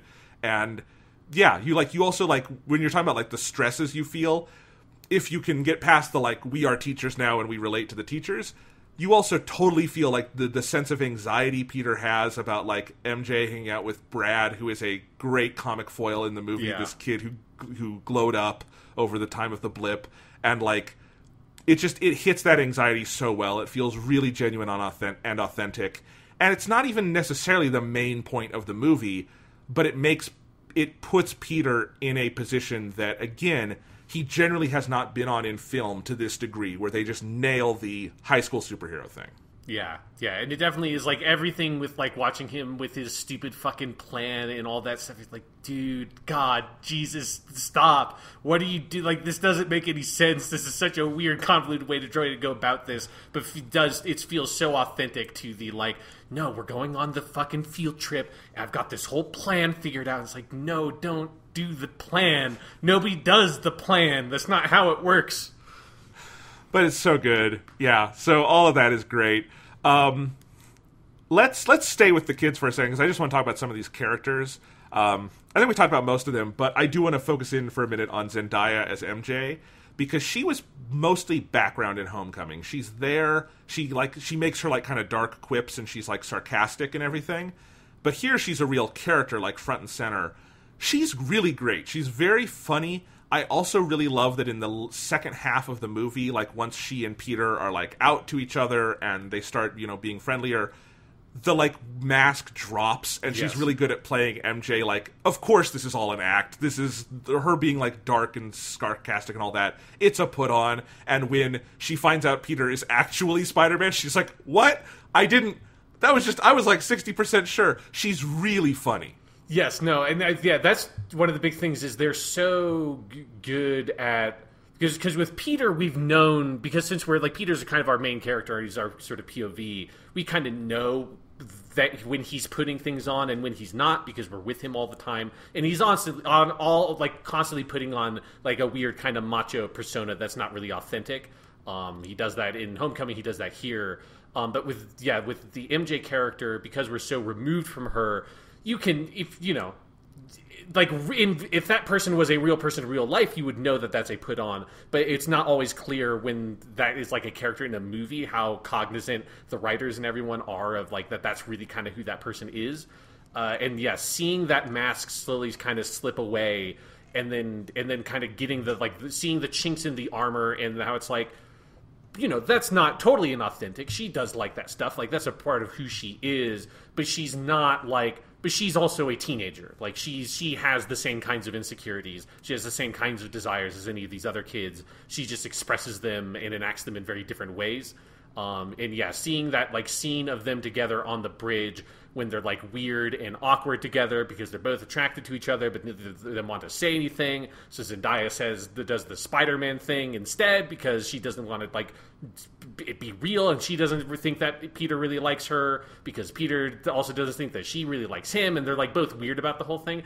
All of that dynamic feels so true to life of the awkwardness and the inability to communicate anything in those moments. That comes across so much in the performance with both of those actors.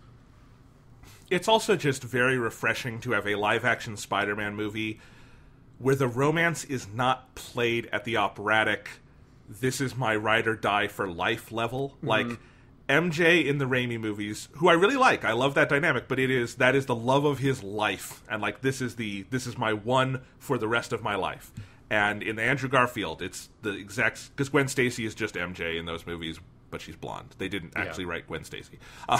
And then in this one, I don't expect that Peter and MJ will be married and have 3 kids together, and that will be their life. It's not that they're bad for each other or anything, but they're kids. This is a first crush. This is a summer romance. And it plays that very well, where the stakes are just inherently different, and they feel very human and down to earth. And I like that a lot. And they continue it on through to the very end when they have their first kiss on the London Bridge. And then at the end where she goes flying with him. And of course she hates it because any human who is not Spider-Man would hate that. Yeah, exactly. You need to have all the weird, spider balance. I feel like anybody else who would go swinging like that would just vomit immediately because they don't have, the super sense of balance and agility that Spider-Man has. So it's their frame of, reference is just shifting around like crazy. Yeah, so them going with the more realistic version of that scene, I like. Yes, no, it's very funny. It's all good. So, yeah, I'm sure thinking the other kid I wanted to mention, because he's in the other one, but Flash Thompson in this, Tony Revolori is so fucking funny. He has such good comic timing, and, he plays a douchebag so well. And there's 2 moments I want to point out. There's one, it's in the trailer, but it's even better in the movie, where he's talking about, Spider-Man, of course he's a hero. He inspires me. He inspires me to be a better man. And then without missing a beat, looks at Peter and it's what's up, dickwad? And the moment that's not in the trailer is he, does this, little wink. And it's so perfect. And I love that about Flash. And then the bookend of that, I feel like, is when they get back home at the end, and his limo driver is there. He's like, could mom not make it? Could mother not make it, is what he says. Yes, and it's you feel so bad for Flash Thompson. I don't know how this kid in this universe got the nickname Flash. I want the backstory on that, but it is very funny, his whole role in the movie, and I love him there in the background. And, his whole thing of, he's got his hashtag Flash Mob that he's constantly, Instagramming to, again, that feels so authentic of, all these fucking kids that have have their weird small social media following that's probably destroying them, and it makes me sad because I'm oh god, what are you doing? You don't know the world you're stepping into. This is frightening for me, but it's like. But that's a thing that like lots of teenagers do today. Like they have YouTube accounts, and they like live stream themselves and stuff like that. Like they are very active, or not all of them, but like some of them are very active in that way on social media. And it is that kind of thing, and they definitely, it's heightened a little bit for the movie, especially because he's a kind of background character, so it has to be heightened a little bit. But it does feel like that is real, like that is stuff that kids really do. For people who have not spent time with teenagers these days, that is not them just like making shit up. And again, in the terms of this being a very tight script and a tight edit and like being structurally smart, having that be the payoff of how Peter and Happy find the kids in London is brilliant, because it takes this little joke and that means that little joke gets to have a dual purpose, and you're not wasting time on like some convoluted way they find that the kids are in London. You just have, we get both a big laugh out of this and we get to skip a bunch of exposition later in the movie. That's good screenwriting. Yeah, I also really looking forward to the home video release where I can pause anytime they have his account up on the phone, so I can just look, because he has to have like some dumb like comments and like I hope he has like 11 followers or something. Like he needs to have like a sadly small amount of people engaging with his stuff. Like I really want to see all of that shit. Absolutely. Which you will need to buy the DVD, because this and Homecoming will be the only MCU movies not on Disney Plus, because they are technically Sony movies. Yeah, it's always a like shock when at the beginning of the movie the fucking Sony logo shows up and like, oh right, yeah, the rights to this are so weird. Yes, it's but hey, it's clearly a deal that has worked out for all parties involved very well. I'm happy about it. Yep, everyone, like, because Sony basically just gets someone else makes the movie for them. They get all the money. Marvel gets to use Spider-Man all over the place and pump up their box office for Endgame and stuff. And Kevin Feige's happy because he gets to finally make a fucking Marvel Spider-Man movie, and we're happy because we get to see it. So, good deal. But yeah, yes. And the movie industry is happy that Disney gets to do this without just sinking Sony Pictures. Yes, exactly. That's maybe the best thing about it, is it's like not an anti-competitive move. Yeah. All right. Mysterio and that whole side of the movie. Let's talk about, Sean, how utterly, thoroughly they nailed Mysterio, who might have to go down in history as the goofiest comic book villain to be this thoroughly nailed in a movie, right? Yeah, it is something where, you know, they made all the right updates with his character, because I have not read a modern Spider-Man Mysterio story. I think Mysterio's dead. I think Mysterio's been dead for a while, or like Quentin Beck, the original Mysterio. And I don't think the Ultimate Universe never really did much with his character. So for me, Mysterio is very much the 1960s Quentin Beck. He's like a stunt actor and like special effects wizard kind of guy who uses all of his knowledge of like practical special effects and stunt work to pull heists and impersonate Spider-Man and do all the shit he does. He impersonates a psychiatrist and fucks with Spider-Man's head, all that kind of stuff. And so taking that character and updating it for, one, putting it into the MCU and having him be one of the people that Tony fucked over, I think is good, just sort of like flavor for the world and kind of resonance with some of the Tony themes in the movie. But then also having it be these like drones that make these like really advanced sort of projections, and actually having it tied into that one weird scene from like the beginning of Captain America Civil War. Like that's a smart hook in. All that stuff does a really good job of taking the core basic thing you need for Mysterio, which is he's this guy who creates illusions to trick people, and usually what he does is use the illusions to create a problem that he then convinces people that he's the only one that can solve it, and that's like the quintessential Mysterio story. They have found such a smart way of updating that and hooking that into the MCU while still keeping it is still that Mysterio story. So if you go back to our podcast from like 2 months ago, whenever the second Spider-Man Far From Home trailer is, I like laid out basically the entirety of the Mysterio plot of this movie because it follows the beats of who Mysterio is perfectly, and that's one of those things where that's not a bad thing that I go into the movie knowing what the villain's going to do. That means that they know what makes this villain work and what makes his stories interesting, because good Mysterio stories are great Spider-Man stories, and they just stuck to the playbook with that character, and they fucking nailed it. Absolutely, and like that's what makes this a Marvel Spider-Man movie, I feel like, you know? Yes. Not that Spider-Man movies there are 8 of them now, and all of them except Amazing Spider-Man 2 have good villains. Like, even Spider-Man 3, I feel like Sandman should be in a different movie. It's a good version of Sandman. Oh, it's a great version of Sandman. Yeah, if they had Yeah. had the actual Sandman movie, like Thomas Hayden Church would have knocked it out of the park.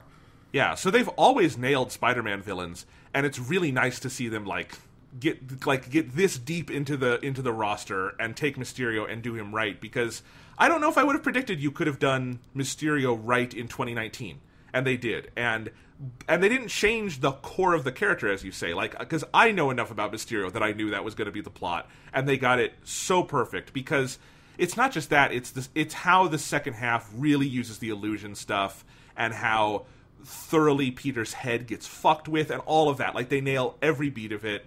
And Jake Gyllenhaal, utterly perfect casting, because Jake Gyllenhaal is in that little pantheon of actors who are, this is like, there's this type of male actor who is like really hot and good looking, but is also a fucking weirdo. Mm-hmm. And I feel like, and there are a lot of those these days. Like, Chris Hemsworth turned out to be that guy, right? Yes.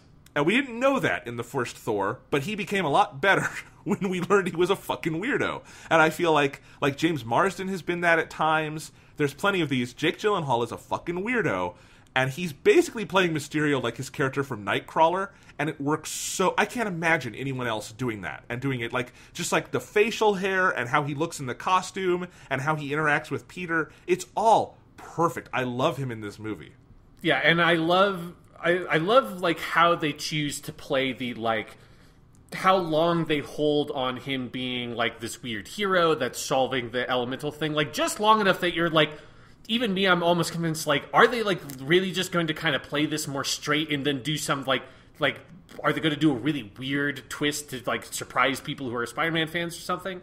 And then that moment when he starts, you're like, oh shit, okay, the thing with the glasses, and you start slowly seeing the kind of the con working, and then that moment when Peter leaves the bar, and he kind of has his hand up, and you see like people start turning around weird, and then things in the background start phasing away, and it's just that like just slow pan around him, and he's like, all right, we got it, guys, and everybody jumping up and celebrating. It's such a great, like, surreal, weird moment, and I think it's so smart for them, even for, you know, if you're a Spider-Man fan and you know Mysterio's thing is illusions, holding into the, like, this is, the illusion is real version of reality, of, like, this is what is going on, holding on that for so long is absolutely what they needed to do, and you can very easily imagine another version of this movie where, like, the scene at the very beginning gives a hint that Mysterio is not what he seems to be, and, like, give the audience more insight into that. And I think having us have the same POV for Peter for so long in regards to the Mysterio stuff is such a good choice, because then when it breaks, it feels like such a dramatically powerful moment. Like, that's this movie's version of Peter showing up on prom night and opening the door and fucking Michael Keaton standing there. And it doesn't have quite like the gut punch that does, but it is such a perfect moment for this movie when like all the kind of scales fall from your eyes and Mysterio is revealed to you.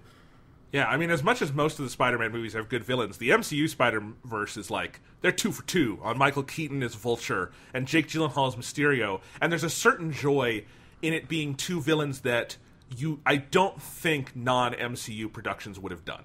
Yeah, it's not Dr. Octopus, it's not Green Goblin, like, it's not even, like, the Lizard even is more mainstream. It's certainly not Venom or Carnage or, like, any of those characters. It's, these respectable, like workaday fucking Spider-Man villains. We've got Vulture and Mysterio. They're not the big, sexy villains that you do, like, here's, like, our 3-year comic arc around the Lizard. It's like, no, it's just every once in a while the Lizard pops up and or the Vulture shows up and he wants to, like, rob a bank, and Spider-Man stops him, or Mysterio shows up and he's got some wacky harebrained scheme and you got to deal with it. It's like, cool. Like, they're a good, just, like, normal level Spider-Man villain that, you're right, like, normally would not get a whole movie about them. Exactly. But it's so good. And I also, this is slightly unrelated, but I just have to say, because of our history on this podcast, I am so happy we have made it through 2 MCU Spider-Man movies and 5 Tom Holland appearances with not even a hint of Green Goblin or Oscorp or any of that. Just, it's not in this universe. And that's fine, because it has been done to death. Yeah. It's not there. They're not even doing Easter eggs. Just like, thank God. If you want to do that story eventually, maybe. but there are so, like, I would so much rather have the Mysterio movie than our third Green Goblin movie, right? Yeah, and you're right. It's not even just that the Green Goblin's not there. It's also that they're just not doing the Osborn stuff, which is nice because every Spider-Man reboot thing just does so much with Osborn, and like Ultimate Spider-Man did so much with Osborn, and like that's how Spider-Man becomes Spider-Man, is the formula from the Osborn stuff. That's basically what Spectacular Spider-Man does. The new the Insomniac game has a lot of Osborn stuff in it, although they mercifully don't have him actually just be Green Goblin in that game yet. And then obviously the Amazing Spider-Man 1 and 2, like there's a lot wrong with those movies. But, like, one of the main things is they're so preoccupied, particularly, too, on building this weird Spider-Man, like, movie cinematic universe thing with the Oscorp stuff that just crumpled immediately. And it's just nice to have this very normal, pleasant, like, yeah, it's just, like, Mysterio's just Mysterio. It doesn't have to be this whole weird Norman Osborn conspiracy. If they want to eventually have Norman Osborn in it, I'm sure they'll do it well. But yes, having Spider-Man be out from the shadow of all that stuff, because there's a lot of Spider-Man stuff that just has jack shit to do with Norman Osborn. He doesn't have to be in everything. It's really nice. Yeah, I don't want them to ever do it in this universe, because, like, this is the other thing that I think, if we want to bring in some of the MCU connections, that's what having the MCU does for Spider-Man that is such a gift, is that background, like, mythology and universe that the Osborn stuff usually that's usually the role Osborn plays in all these adaptations. That's already there through Tony Stark and through the Avengers and all of that, and we all as an audience know it because there's 20 other MCU movies, and these movies don't have to waste shoe leather on setting that up. If they want to invoke the name Tony Stark, we just know it, that a relationship exists. Peter is in the Avengers movies. It's fine, and then Tony gets to kind of play that role, and it feels so much more natural and like a part of this world than if, like, Ned said, hey, what about that Harry Osborn kid sitting in the back of the plane? Like, that would fucking suck. So, like, this works so much better, and then it allows them to get straight to the meat of, you have Mysterio and you have Vulture, and they're both related to Tony Stark in some ways, but again, they're not having to, like, go around the edges. We know Tony Stark. He was a big presence in these movies. That's fine. That's, like, good organic storytelling with all of your different pieces. That's using every part of the buffalo, right? Yeah. So, like, this works, and I think it's a big gift to these movies that they can do that. Absolutely. Yeah, and I think Homecoming leaned on it a little too much, but this one, it's got really just as much of it. I just think it's a little more organic with, like, one, it is fun to have Nick Fury and Maria Hill there because, like, and we've actually gotten a lot of Nick Fury this year because he was also in Captain Marvel. Yep. But I think having him with someone who is emphatically on a lower rung than him, right? Yes. Peter Parker and Happy Hogan, they are not Tony Stark. They're not standing up to Nick Fury. So that is just a very fun dynamic. They don't overwhelm the movie. They're exactly where they need to be in the movie. And so you've got all of that. You do have, I think, again, the existence of Tony Stark means you can buy the leap of all of Mysterio's illusion tech and stuff. It's like, oh, of course, we've seen Tony do crazier shit than that. Of course that exists. There's just a lot of little things you have there. And I also think and this is where we can also talk about Mysterio and the different kind of father figures in this movie, having Tony Stark be almost the Uncle Ben figure in this movie, who is the dead father figure who is kind of hanging over Peter in this movie, I think works thematically really well. It's a good palate cleanser from Endgame, but I also think it's a good way to further Peter's character arc, because one of the questions of these movies, both metatextually and in the universe, is what's Spider-Man's role going to be in this world with all these superheroes that is now a little lesser in terms of superheroes because a bunch of them died. Yeah, it's that who's going to be the next Iron Man, and, like, how do you move on from, like, how do you move out from under the shadow of Tony Stark, which is both what Spidey's trying to do, but it's also what Mysterio's trying to do, right? Because he was... Yeah. And that little flashback to that scene from Civil War where they put Jake Gyllenhaal in there is really good. And it's that sense of, like, right, where's, like, where the world will continue to pay for some of Tony's mistakes, because that's part of who that character was, is he constantly was kind of his own worst enemy and created his own problems in many ways. And, like, seeing that now that he's not here to clean up for that, like, other people are going to have to start cleaning up after his mistakes because he can't do it anymore. Like that, there's something about that feels so natural and how it fits into all the things we know about these characters in this world. And it is that thing of where I agree. I think it's not that Far From Home has less of the connective tissue to the MCU, but it's less intrusive. Like Homecoming has, like, it's really fun to have a lot of Tony Stark in that movie because it's fun to see Spidey and Tony Stark interacting with each other. But inevitably, Robert Downey Jr. like overpowers every scene he's in that movie.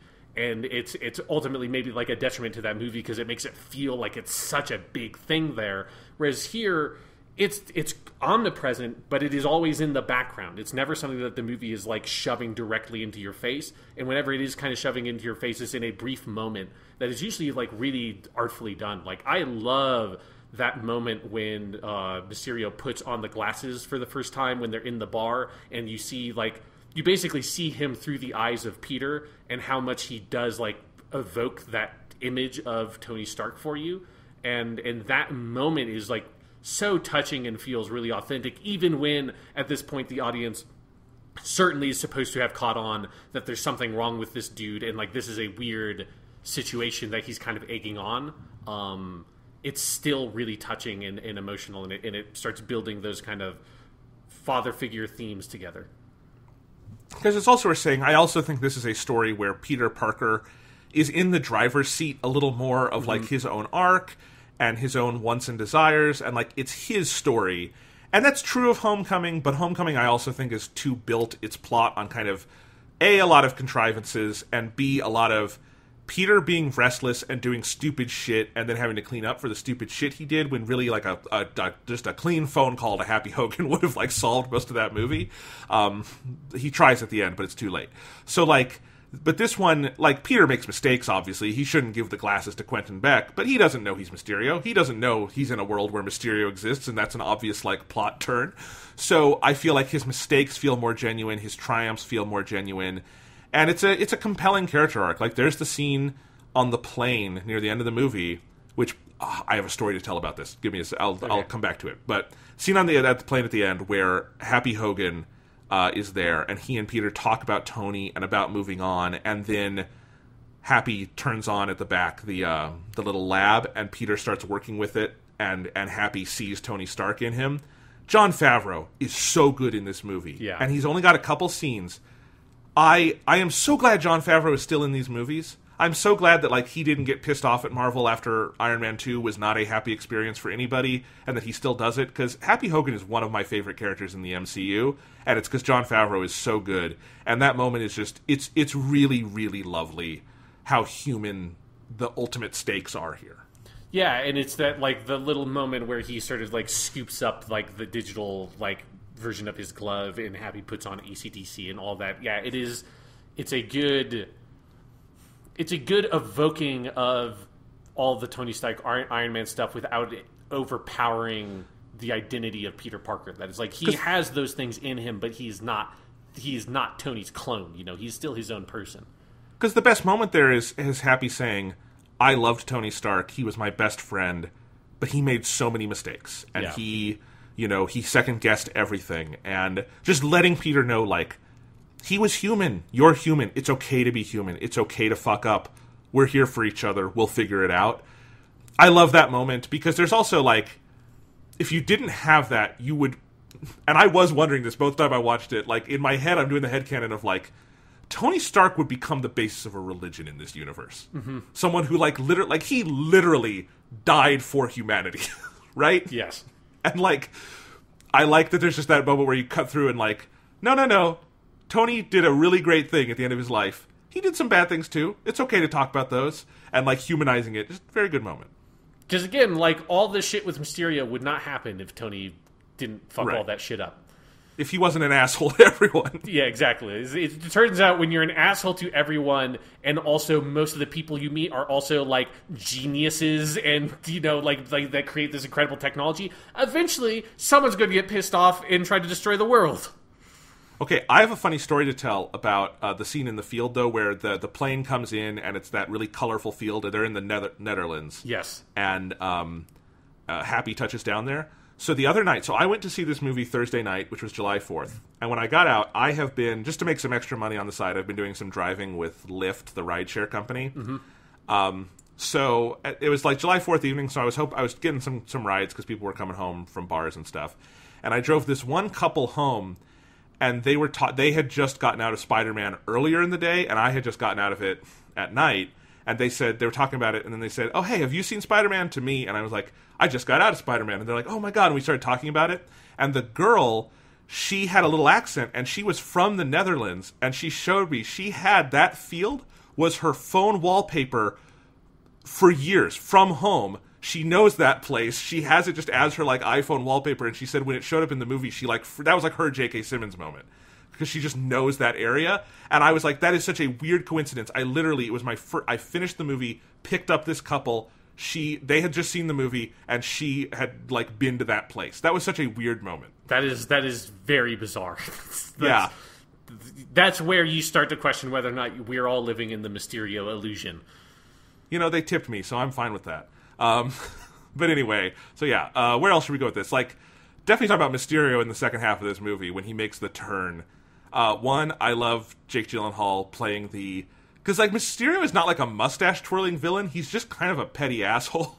Yes, yeah, he's I mean, he has that quality where he feels like an Iron Man villain of that he's just like a Tony Stark that's just a little bit further over the edge, and so he has like all those qualities of he's very smart, but he's very like he's extremely egotistical. He thinks that everything he does is the right thing. He doesn't really care about other people. He has no really real empathy for them. And he plays that really well. If he just comes across as this petty fucking jackass that just wants all this glory for himself, and somehow he's managed to convince all these other people to work with him too, even though clearly he doesn't give a shit about them.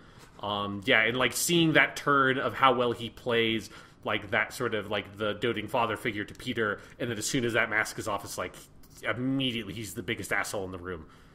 And he's so good at that. And the other thread I want to pick up on here that I think is brilliant in this movie is it's kind of a meta narrative about superhero movies at a certain point. And there's the scene in the like fake diner that he's made, not diner but like German bar. Yeah. And he does the whole thing where he's given the toast to all the people, and it's our big exposition dump, but it's very fun. And at the end he says, and then, you know, and he's making fun of like the dumb costume and everything, and at his like big last like villain lines where you know he's a little unhinged is he's like, and then the world, they won't be listening to these idiots in costumes, they won't be listening to this 16-year-old kid, they'll listen to me. And all I could think is, he is every angry newspaper critic who's ever had to review a superhero movie. Right? Because he's like, fucking kids in costumes, I hate this shit, this isn't what I signed up for when I did this job, how can other people enjoy movies, god damn it. And like, that's who he is, and I feel like it's too pointed not to be intentional. And it like continues, like with him, like, I love the scene where he's like practicing the illusion in his workshop, and he's like, no, rewind it, go back, double the damage, let's try that. It's all of that like meta element is really fun, I think. Yeah, it definitely has like the, you know, yeah, being able to see behind the illusions and them kind of playing it back, and it is this like weird like future fucking VFX workshop thing he's in with the drones. Yeah, it definitely gives you that sense of it reminds me of The Girl Who Died, the Doctor Who episode, of where they use the footage to trick the Vikings. Like, it has that sense of like them being able to kind of contextualize movie special effects within the universe of the story, and that is always a very fun little kind of trick to pull. Because I will say, when you see the movie a second time, which is totally worth it, because there's a bunch of things that kind of get recontextualized at the end of the movie, watching those first two big fights with the Hydro Man and the Fireman are really funny when you know that's all special effects that Mysterio has planned. There's just things about it that like are there's an extra layer of like comedy and irony to it when you know exactly how he worked all this stuff out, you know? Yeah. But anyway, so you have his plan in the second half of the movie is all the stuff in London. And actually, we should rewind here and just talk about how good the action in this movie is. Because, again, there's those first two big fights, and no two fights in this movie are the same, down to Peter is in a different costume in every major set piece of this movie. Yeah, and this movie has that thing that most of my favorite Marvel movies have, which is they allow themselves to be extremely creative with like the tools that are available to them, which is definitely like something that Homecoming did not have. Like, Homecoming's action stuff is very, very basic, Here, they look at, okay, what do we have? We have Mysterio, we have, this elemental illusion, we've got Spider-Man, we have these characters we can put in harm's way. How can we kind of put all these, like, pieces together to craft And Europe. You have all these, like, locations in Europe. Yes, yeah, and all the iconic landmarks in everything with Europe. How do we put all these things together to create a unique action sequence? And they always come up with really creative things for all the characters to do. And you're right, like, it never looks the same. All of them aesthetically are very different, down to Spider-Man's costume, but they also just never sort of just settle for very basic, normal action scenes that you've seen. If you've seen these movies, you've seen 100 fucking superhero action sequences.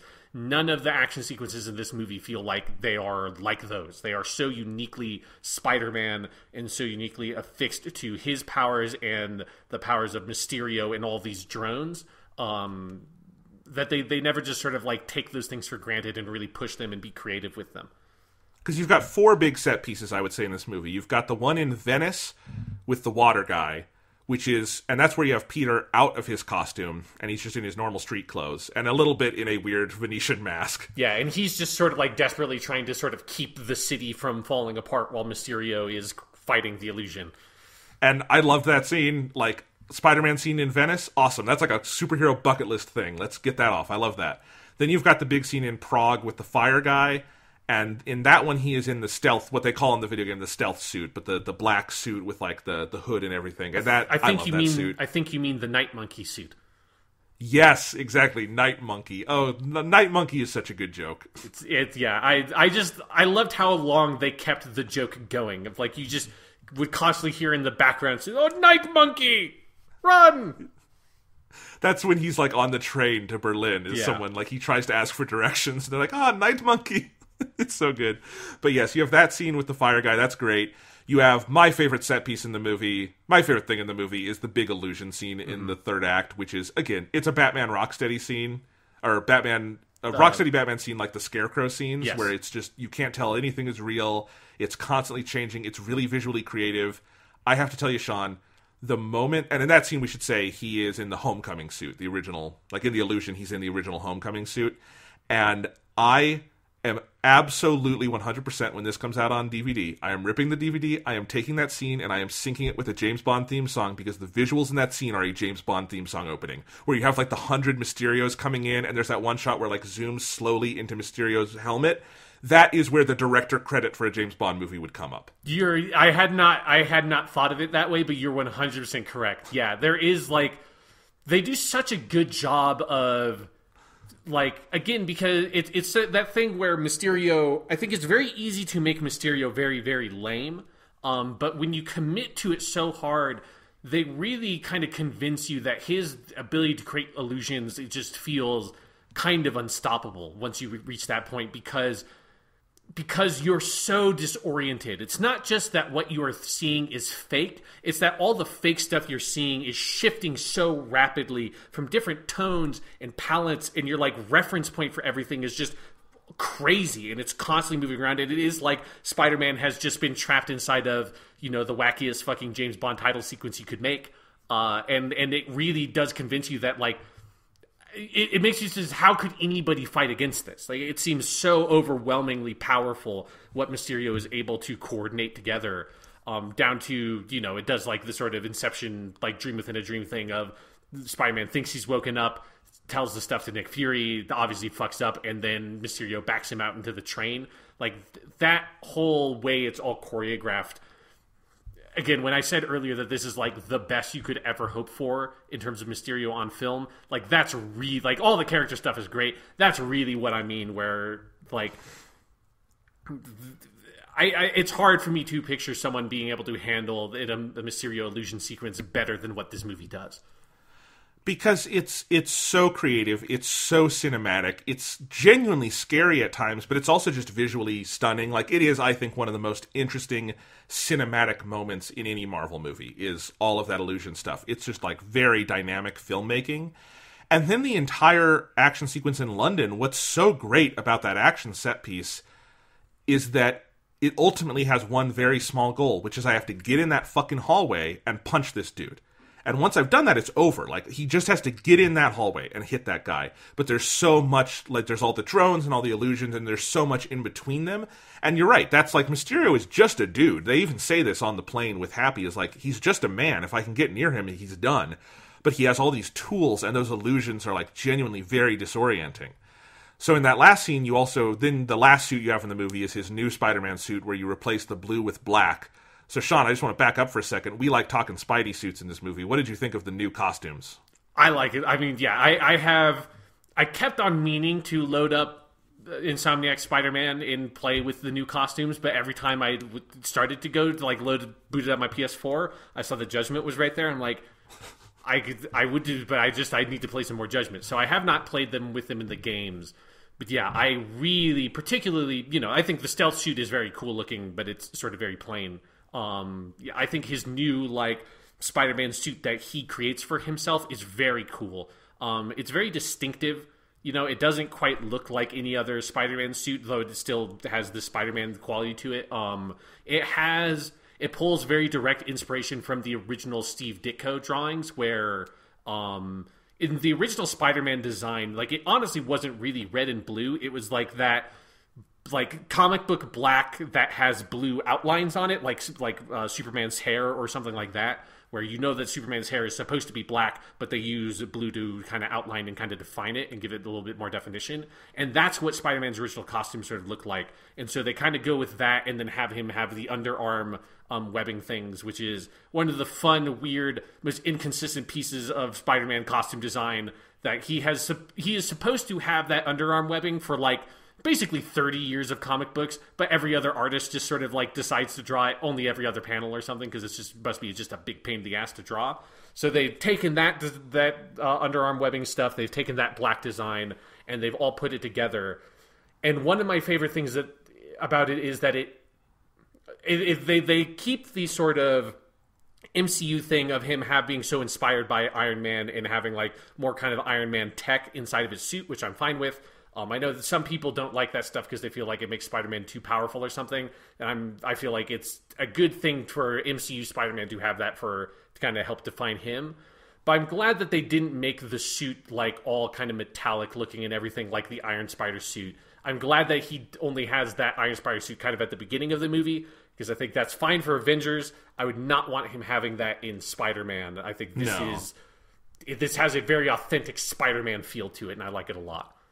Yeah, I think the new suit, that should be, like, the default for MCU Spider-Man going forward. It's a really good suit. I like that he created it himself, with the help of Tony's technology, obviously, but he did the design. It's really good. The stealth suit, I really like in the movie. It's way better in the game. One thing about it in the game is, like, whoever did it in the game went crazy with the texture on it. Like, play it and watch a cutscene with it, because, like, the texture on, like, the, like, wool over his head and everything is just, it looks real. It doesn't look like video game graphics. It's crazy, like, well designed, and I like playing around with it. And I also I have a fondness in the Insomniac games for anything that has a lot of black in it, so I also do like the new suit. I have one big complaint about this movie, though. Okay. And it is that when he has the stealth suit on, whenever he talks to someone, he flips the eyepiece up. I don't get it. I don't know why he does it, because one of the best things they do with MCU Spider-Man is they CGI the eyes. And they have the eyes, like, dilate and move around and everything. And it gives Spider-Man so much more personality than he's ever had in a live-action movie. And it allows, like, Tom Holland's performance to shine through more, because you have those eyes to look at and everything. But when he flips it up, the whole stealth suit just looks dumb, and you kind of lose the, like, thing that ties it together, and you just see these beady little eyes in there. You don't need to do that. I don't know why they do. They do them like 5 different scenes, and I don't know why. It kind of annoys me in the same way Peter taking his mask off throughout all of Spider-Man 3 does. It's not that bad, but it's like, it kind of ruins the illusion of the suit, and I don't know why they do it. I have a counterpoint. I really like that because that's not he did not make that suit. That's not a Spider-Man suit. That's this weird German lady just sort of put this together. And so, in my head, that German lady, like, when she has to make the eyepiece, is just rolling her eyes, like, how fucking dumb it is that you have, like, the way. And so because it feels like I think one of the things it does is it makes it feel like he is uncomfortable in that suit, so he has to, wearing that is like wearing a Halloween mask or something, so he has to flip those eye things up because it's probably just, like, suffocating him. I like that. Like, I like how it makes it feel like he's a kind of a fish out of water, which is what he's in the... Like, he's not a fucking SHIELD agent. He shouldn't be wearing this, like, weird black jumpsuit with, like, all these straps and shit on it, with these weird, like, visor goggles. He's Spider-Man. So that's why I like it. It definitely looks lame, but I think it's supposed to look lame. That is totally fair, and I want to underline, this is the nitpickiest fucking thing I will ever complain about on this podcast. It does not matter, but I understand your argument, and I might come around to your way of thinking. All right, but we do get that big last action sequence in London, which is really fantastic. Like, just the sense of him, like, swinging all around the London Bridge, and the scope of that sequence is so good. I love all the cutaways to Happy and the kids, which is both funny, but also a good, like, ticking clock drama element that they throw in there. Happy gets that great line when they're all in the vault and they're all, like, sharing their stuff. He says, "I'm in love with Spider-Man's aunt." And everyone just, like, looks at him. And I love, like, how different the reactions are for the two people who know who Spider-Man is and the two people who don't. It's like yes. they're all confused, but they have very different confused looks. I think that moment is played really well. I like MJ just picking up a fucking mace and beating a drone with it. That's pretty cool. Yep, that's badass. One thing I fucking love about this scene, it took 8 movies, 5 of them with web shooters. We finally have a Spider-Man action sequence where Peter runs out of web fluid and has to work his way around it. I don't think that's ever happened in a Spider-Man movie. Yeah, I don't think, I haven't seen Amazing Spider-Man 2 since it was in theaters, so... It doesn't in that, at the end of Amazing Spider-Man 1, Lizard crushes his web shooters, right. But it's like the very end of the fight. But this is, he does the whole thing where he can't get up there's the drones, so he gets the big sign that he uses as a shield, and then rigs a bomb out of that drone, and he throws it at the drones, and then uses the impact to, like, bounce him up. That's really cool, and that feels like something you would get in a TV show or the comics where they do the running out of web fluid thing a lot more. Yes, no, that is absolutely, like, it is a very comic book feeling moment of... Like, honestly, like, the reason why the web is finite in the web shooters is just because it is, like, a useful plot device of, shit, like, I would totally stop the Vulture right now, but, damn, gosh darn, I sure did run out of that web fluid, so I gotta go back home and come, and, like, they got away because I ran out of web fluid, and, like, having to come up with more creative solutions to those problems, like, I like it a lot, because I also like that it feels like earned that he runs out of web in that moment because he's using it so much. And it's one of the things I really love about the first part of that sequence where he's swinging around the bridge and making these, like, big, huge webs to catch all the drones, is it, like, it makes him truly feel like Spider-Man, like he's catching these flies in his web. Like, I think that's like, a really cool aesthetic. And then, yes, once he finally runs out of web, it's like, this just like a great hero shot where he gets the fucking sign on his arm and has that, he's just like the drone like hanging, and he just like stands up, is like, okay, fucking let's do this. It's a very, like, I think maybe it's supposed to kind of like mimic the image of like Captain America with the hammer from Endgame. Yeah, that's what like, I thought. Yeah, it's got that kind of just like, okay, I'm gonna fucking throw down kind of look to it, but it's a very kind of cobbled together version of that. Yes, because I've always thought in Spider-Man movies, I think Sam Raimi had the right idea. Just make it part of his body. He shoots the web, because in a movie you're not really going to do anything with the web fluid, so it actually it removes this whole layer of exposition and like plot stuff to just have it be natural. And I feel like, okay, finally they earned having web shooters, because if you're going to have web shooters, you have to, like, I think in the other movies you could still just assume they come out of his wrist because there's no difference between the two of them. I really liked that moment. Speaking of shields like Captain America, there's also the very good moment where Jon Favreau throws the shield at the drones and is like, how does Cap do that? It's kind of a dumb joke, but it made me laugh because Jon Favreau failing at throwing that shield is very funny. Yes, because I was very much expecting him to throw the shield and it to hit the drone right before he closed the vault, and it just like, because it's not even just that like it sort of falls short, it's not even close, and I think that's what makes the joke very funny to me, is like just how terrible a fucking throw it is. It's so good. All right, and then you've got the final standoff with Mysterio, which is really good and freaky, and Mysterio feels, fully unhinged at this point. He's basically shot himself a la Green Goblin at the end of Spider-Man 1, the first Spider-Man 1, now that we have 3 yes. Spider-Man 1s and 3 Spider-Man 2s we have to distinguish between. We have 4 Spider-Man 1s because there's Into the Spider-Verse. Anyway. And now we have the video game that's just called Spider-Man, and maybe the sequel to that will just be called Spider-Man 2. So we're definitely in Spider-Man title hell at some point. We are. I like at least this trilogy is distinguishable by the home-based titles. Yes. So anyway, but you have that final scene with Jake Gyllenhaal, and he gets shot, and there's one final illusion.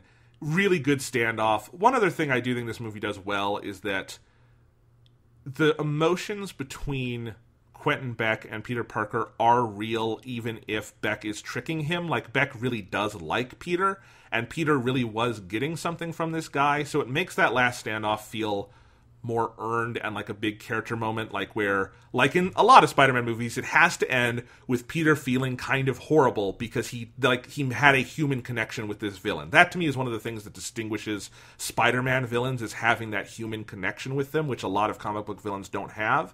And I think they do that really well in that last scene, even as you learn in the post-credits scene, Beck had a bigger plan going on there. Yeah, or I'm not sure if that bigger plan is Beck's or if it's the other guy who takes the flash drive, who's the guy who's like kind of manning the drone. I think that's... But anyways, yeah, so with Mysterio's last stand, one, you just have that great payoff to his spider sense, or his Peter Tingle, as they call it. Oh, it's so good, yeah. Because it was one of those things where they just never really brought it up before, whether or not he has spider sense. So I like the way that they kind of seed it in this movie, and they have him use that to defeat the drones. And I just like the image, going back to the thing of like the lenses and having the animated lenses. I love that they just straight up have the lenses just close, like he's closing his eyes, even though it makes no sense. Like, I don't know how that helps you. You just close your eyes inside the mask, but that's what they would do in a Spider-Man comic, is they would just animate. They would draw the eyes as if the lenses were shut closed to communicate that, like, yeah, he's focusing on just sort of feeling it with his spider sense. And it's just a great, just... It's like Neo at the end of the Matrix, like, nothing can stop him. I like that it's not, like, once Spider-Man gets to that point, it's not a challenge for him anymore, and he just immediately overcomes it. I'm really glad that they don't try to do, like, Spider-Man almost falls for the last thing that, the last sort of card that Mysterio has to play, his last little illusion. Spider-Man's not buying it at all. He absolutely knows what's really going on, and I like that they play it that way, that he has, at this point, he has completed his character arc, so he is seeing through all of Quentin Beck's bullshit. And it is something that's very emotional for Peter, because he does have those legitimate feelings of affection remaining for the guy. But I like it's a very Spider-Man level of, like, determination, despite, like, the emotional turmoil he's going through, and all that is communicated so well through Tom Holland's acting. Yeah, we haven't talked a lot about Holland in this, but we've talked about him so many times on this show, because he's played the part 5 times, but he is so good. I think this is maybe his best work as Peter yet, because it's just the biggest performance in terms of scope and everything. And yeah, he's really great in that final moment, because he has that final line to Quentin, like, your tricks don't work on me anymore. And then I think Beck's final line, and this is why I wasn't sure how you were supposed to read, like, the trick that's played, is that whole really ominous thing he has while he's dying about, like, people will believe anything anymore. Which, like, that resonates today. Mysterio would do very well in our current political atmosphere. Yeah. And, and then it sets up the cliffhanger very well. But yes, very good stuff there, and that's the end. And then we have them going back to New York, and Ned and Betty break up because it was just a summer fling, and adults move on, and that whole thing is so cute. And Peter and MJ go swinging around together, and that's it. That's the movie, right? Well, yes. No, yes. But the one thing I want to point out about that sequence, and this is one thing I think is smart about them having very little of Spider-Man in New York at the beginning, is that is the first time we've seen this version of Spider-Man swinging around Manhattan. That's true. He's only ever been, like, Queens and stuff like that before, and this sequence of him swinging around Manhattan in those, like, huge skyscrapers, that's the first time this version of Spider-Man has done that, and there's something, like, weirdly, like, cathartic about that to me of, he is, like, since they have gone with this very, very young version of Spider-Man for these movies, it feels appropriate that we have built up to this moment where now he feels like he's legitimately Spider-Man. He's Yeah. in Spider-Man's haunts. He's doing the Spider-Man shit. He's flying around with MJ under his arm, swinging all over the place. It's a very cool moment. I totally agree. I love that this Spider-Man went to space and fought Thanos and got snapped before we saw that. That's all just A+. Love that happened in that order. But then, yeah, no, it's a very good... It is like a cathartic, like, we're back home. Because, like, the whole thing is they're away from home the whole movie. There's no way to make it seem more like Spider-Man is home than have him swing through Manhattan, right? Yeah. And I'll say this. If I had any complaint as the credits started to roll about this movie, it was that in the back of my head, I was a little bit like... Peter... Things worked out really well for Peter in this movie. Like, maybe too well for Peter Parker. Like, he got the girl, he got the trip... He won. He got home. Like, you know, he had to go through some shit. He did get hit by a train, and that's pretty fucking hard. He very almost died. Like, they really... Yes. He got fucked up in this movie. He got fucked up, but, like, you know, he's got his aunt. He's got Happy. He's got, you know, it's pretty good for Peter Parker. Things turned out surprisingly well for him in this movie. Post-credits scene, and they Peter Parker him good. Oh, yes. Yeah, exactly. Whenever anything goes well for Peter Parker... Anything the universe giveth to Peter Parker, they taketh away twofold. And so now the public thinks that he murdered Mysterio, and like a bunch of other people using the drones. And then J.K. Simmons as J. Jonah Jameson reveals that Spider-Man is in fact the degenerate Peter Parker. Yes, and why this has to be in part Mysterio's plan, because while he's in the clip, there's something that we don't see on the bridge where Mysterio is saying his real name is Peter Parker. Well, that could easily be faked. I think that's part of the point. That's true. Okay. That's part of the point is, like, it's impossible to know what is true or not. And right. So, like, because it would only, like, the only way that would be part of Mysterio's plan, I think, is if somehow he is still alive, which I don't believe. Because I think it could happen, but probably not. Yeah, because that character to me would never. There's no reason he has nothing to benefit by. He's not driven by spite towards Peter Parker. So that's why my read is because they have this weird lingering shot on the guy at the laptop running the drones. He like pulls a flash drive out and like grabs the laptop and leaves. And I think you would only linger on that if that's supposed to be your sort of like hint at. This is how this is all put together, is he now has sort of assumed either Mysterio mantle or he's going to do something, and he needs to kind of turn the public against Spider-Man to do whatever he needs to do. Yeah. But let's talk about this as, like, where do we go from here? Because the MCU does not do cliffhangers a bunch. The only ones I can think of are Thor the Dark World has the stinger with Loki is now taking the place of Odin, which... they kind of hand wave away in Ragnarok in very, very funny fashion with the whole Matt Damon play and everything. Yeah. And then obviously Infinity War, big cliffhanger. Everyone just got zapped. But this is like Peter Parker. Like Peter Parker can't go back to being normal Spider-Man anymore. Like he's fucked. He can't go to high school anymore. You would assume. Like he is completely fucked. What the hell do they do from here? Like it's not just he was unmasked. It's the terms of the unmasking. It's pretty big because, you know, it's not like the comics and different media have never done a Peter Parker unmasked story. It's a lot rarer than for a lot of other superheroes. Yeah. So, like, I'm really curious how they do this, because this also, they can't just put that genie back in the bottle. Their MCU Spider-Man will now no longer have a secret identity, which even further distinguishes this character from every other media incarnation of Spider-Man. Yeah, and it's something where I'm, like... For, like, the Amazing Spider-Man movies, I was fairly resistant to how, like, sort of cavalier they were with the Spider-Man secret identity. With Homecoming and, like, these movies, I'm much more fine with it because I think they do a very good job of, like, planting the flag that this is not Spider-Man as we know him. Like, this is a fairly different take on the character, in part because of how, like, youthful he is for how long he is youthful, which is not... While we associate that with Spider-Man, that's not actually typically Spider-Man's thing. Like, Spider-Man was only in high school for, like, a couple of dozen issues of the comic book. He moved to college very quickly. And so the way that they have sort of played this character, I think they do a good job of evoking a lot of, like, core Spider-Man stuff while also very much making it its own thing, which I think is you need to when you've had two other Spider-Man, like, cinematic versions of Spider-Man within the past 20 years. So yeah, like it makes, if anything, it just makes me very excited to see what the consequences of that are, and not just for Spider-Man 3 or Home is Where the Heart Is or whatever the fuck they call it.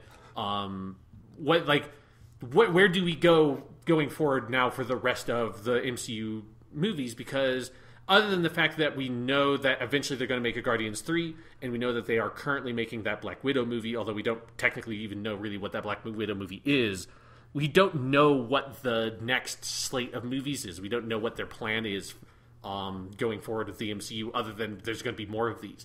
And this is a really cool way to set that off of...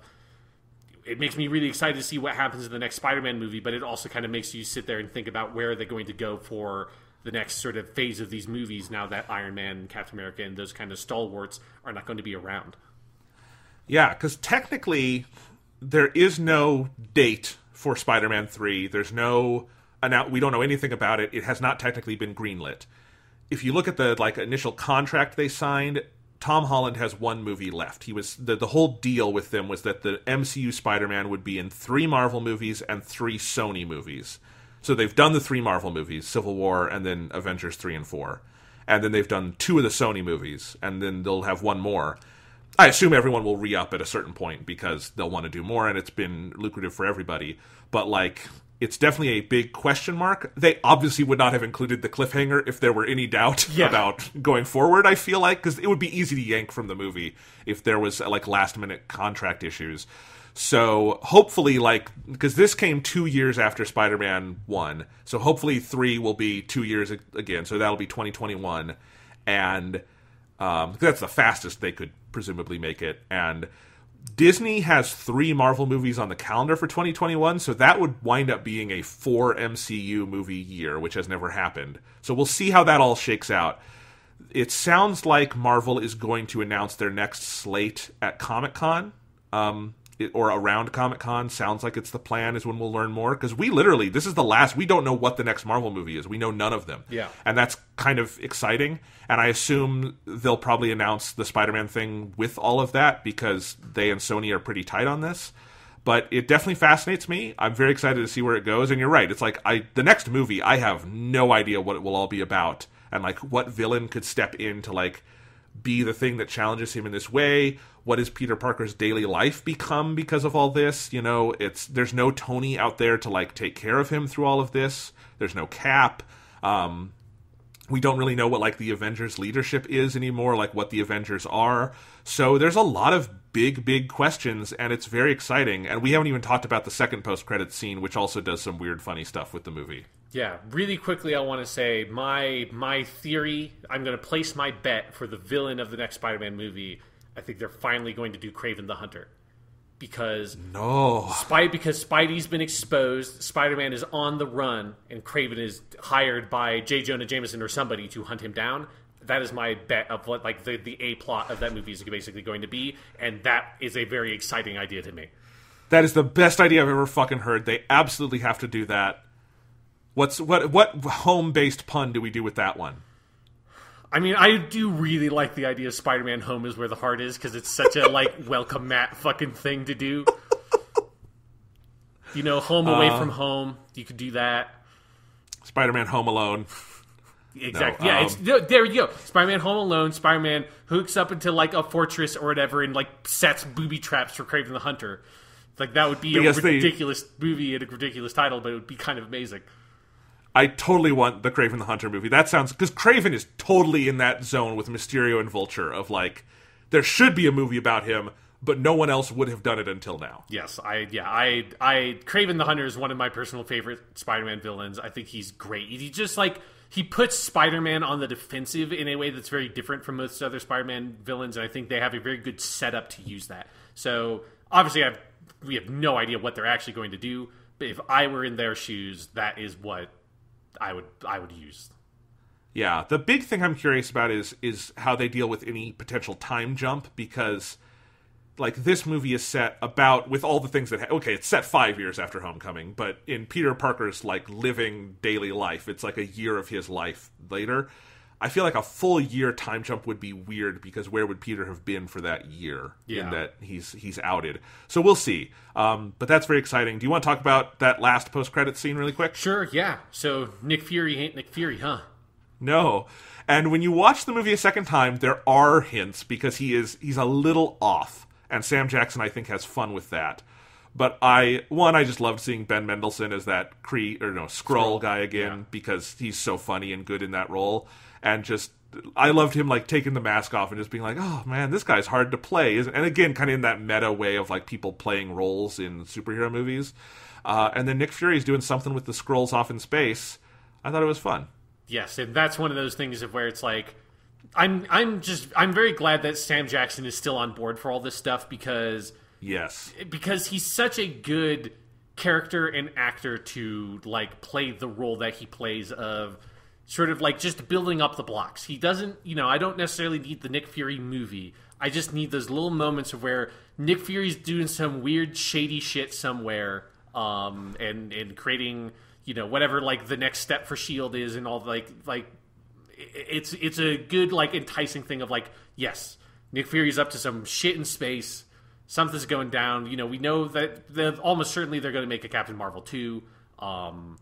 They're going to make a Guardians 3. So having more cool space stuff with Marvel, that would be nice. And having SHIELD be able to be involved with that, I think, would be cool. Yeah, absolutely. Because Sam Jackson was almost gone from these movies for a while. Because he was in Avengers 2 for that one scene on Hawkeye's farm. And then he's out for most of Phase 3. He doesn't come back, I think, until Captain Marvel and then Infinity War 2. So, like, we had not seen him in a while, and he's been in all 3 movies this year. So clearly they re-upped with Sam Jackson. And I think the break from Nick Fury was smart, because it kind of let the movies breathe in different ways. And I also don't know where you would have fit him into Ragnarok or Civil War or any of those, like you could have, but I think, like, they had kind of moved past it at that point. But he's got kind of an exciting new role in these movies. And yeah, Sam Jackson, he's kind of eternal, and I like that he just is still willing to come to, because it can't be that much work to play Nick Fury at this point. He's not, like, in every scene or anything, but he is a lot of fun. Yeah, and I really love those moments we get between, obviously we now know that it's not true Nick Fury, but, like, the Spider-Man Nick Fury interactions are very good, and yes, like, it again, of, like, the version, like, this version of Nick Fury, like the Black Samuel L. Jackson Nick Fury, comes from the Ultimate Comics, where he was originally introduced through Ultimate Spider-Man. So for me, this version of Nick Fury and Spider-Man are, like, in my head kind of tied together, and so it's nice to see some of that realized on screen.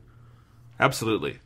Anything else to say about Spider-Man Far From Home before we call it a day? I'm really excited. I hope we find out more about what the next movie is soon. I cross my fingers, fucking Kraven the Hunter. Let's do it. Yes. Jonathan, what if they just got Hugh Jackman to play Kraven the Hunter? What if they just said, fuck it? That'd be so good. Oh my god, that would be amazing if they did that. Because they already broke the rules and got J.K. Simmons back as J. Jonah Jameson. Like, it's a way less break of a rule to have the guy who played Wolverine play Kraven the Hunter. Like, you can just that's not... They broke that rule with fucking Captain America. Chris Evans was the Human Torch in Fantastic Four. So just, because it's hard for me to think of anybody... Michael B. Jordan was also the Human Torch in Fantastic Four. They've done it twice. Yes. Eventually they'll cast their actual Human Torch for the MCU and then recast him as another hero at some point in the future, because that's just what they do. But yeah, yes. It's hard for me to think of an actor that would play Kraven better than Hugh Jackman. And he gets to be Australian in it, right? Exactly, yes. Like, that's what because I think that's the Ultimate Universe version of Kraven is Australian. So there's precedent for him being Australian, just have him use his native accent. It would be great. Yes. I hope someone from Marvel is listening to our dumb little podcast and is just making the calls right now. Hey, if I've thought of it, fucking Kevin Feige has thought about it, so... That's true, that's true. That's the one nice thing about the MCU is because of Kevin Feige and, like, the nerdiness of this universe, the weird thoughts you have about these movies, Sean, are not really that far out there. Yeah, because nobody else would have played the Mysterio movie so straight as they do it here. Like, that's what makes it so good, is they're just like, no, it's just as a fucking Mysterio movie. This is great. I'm so happy. We are in the golden age for Spider-Man on screen between this and Spider-Verse and the video game. Like, and they're all so different. Like, pick your flavor of Spider-Man, it's there for you, and it's all fucking great. And then you have rock reflections of a superhero just sitting in the corner waiting to be played. Obviously that, has been around for a while now, but it was only recently unearthed by me. So, and added to Apple Music and Spotify and everything. Nobody else knew about it until I found it. Exactly. And we used it, I think, 8 or 9 times on the podcast so far. All right. Well, we'll be back next week. We'll find something fun to talk about. Listen to Weekly Suit Gundam. Play some Spider-Man. Play some Judgment. We'll see you next time. I need to get back and play some more Judgment right now.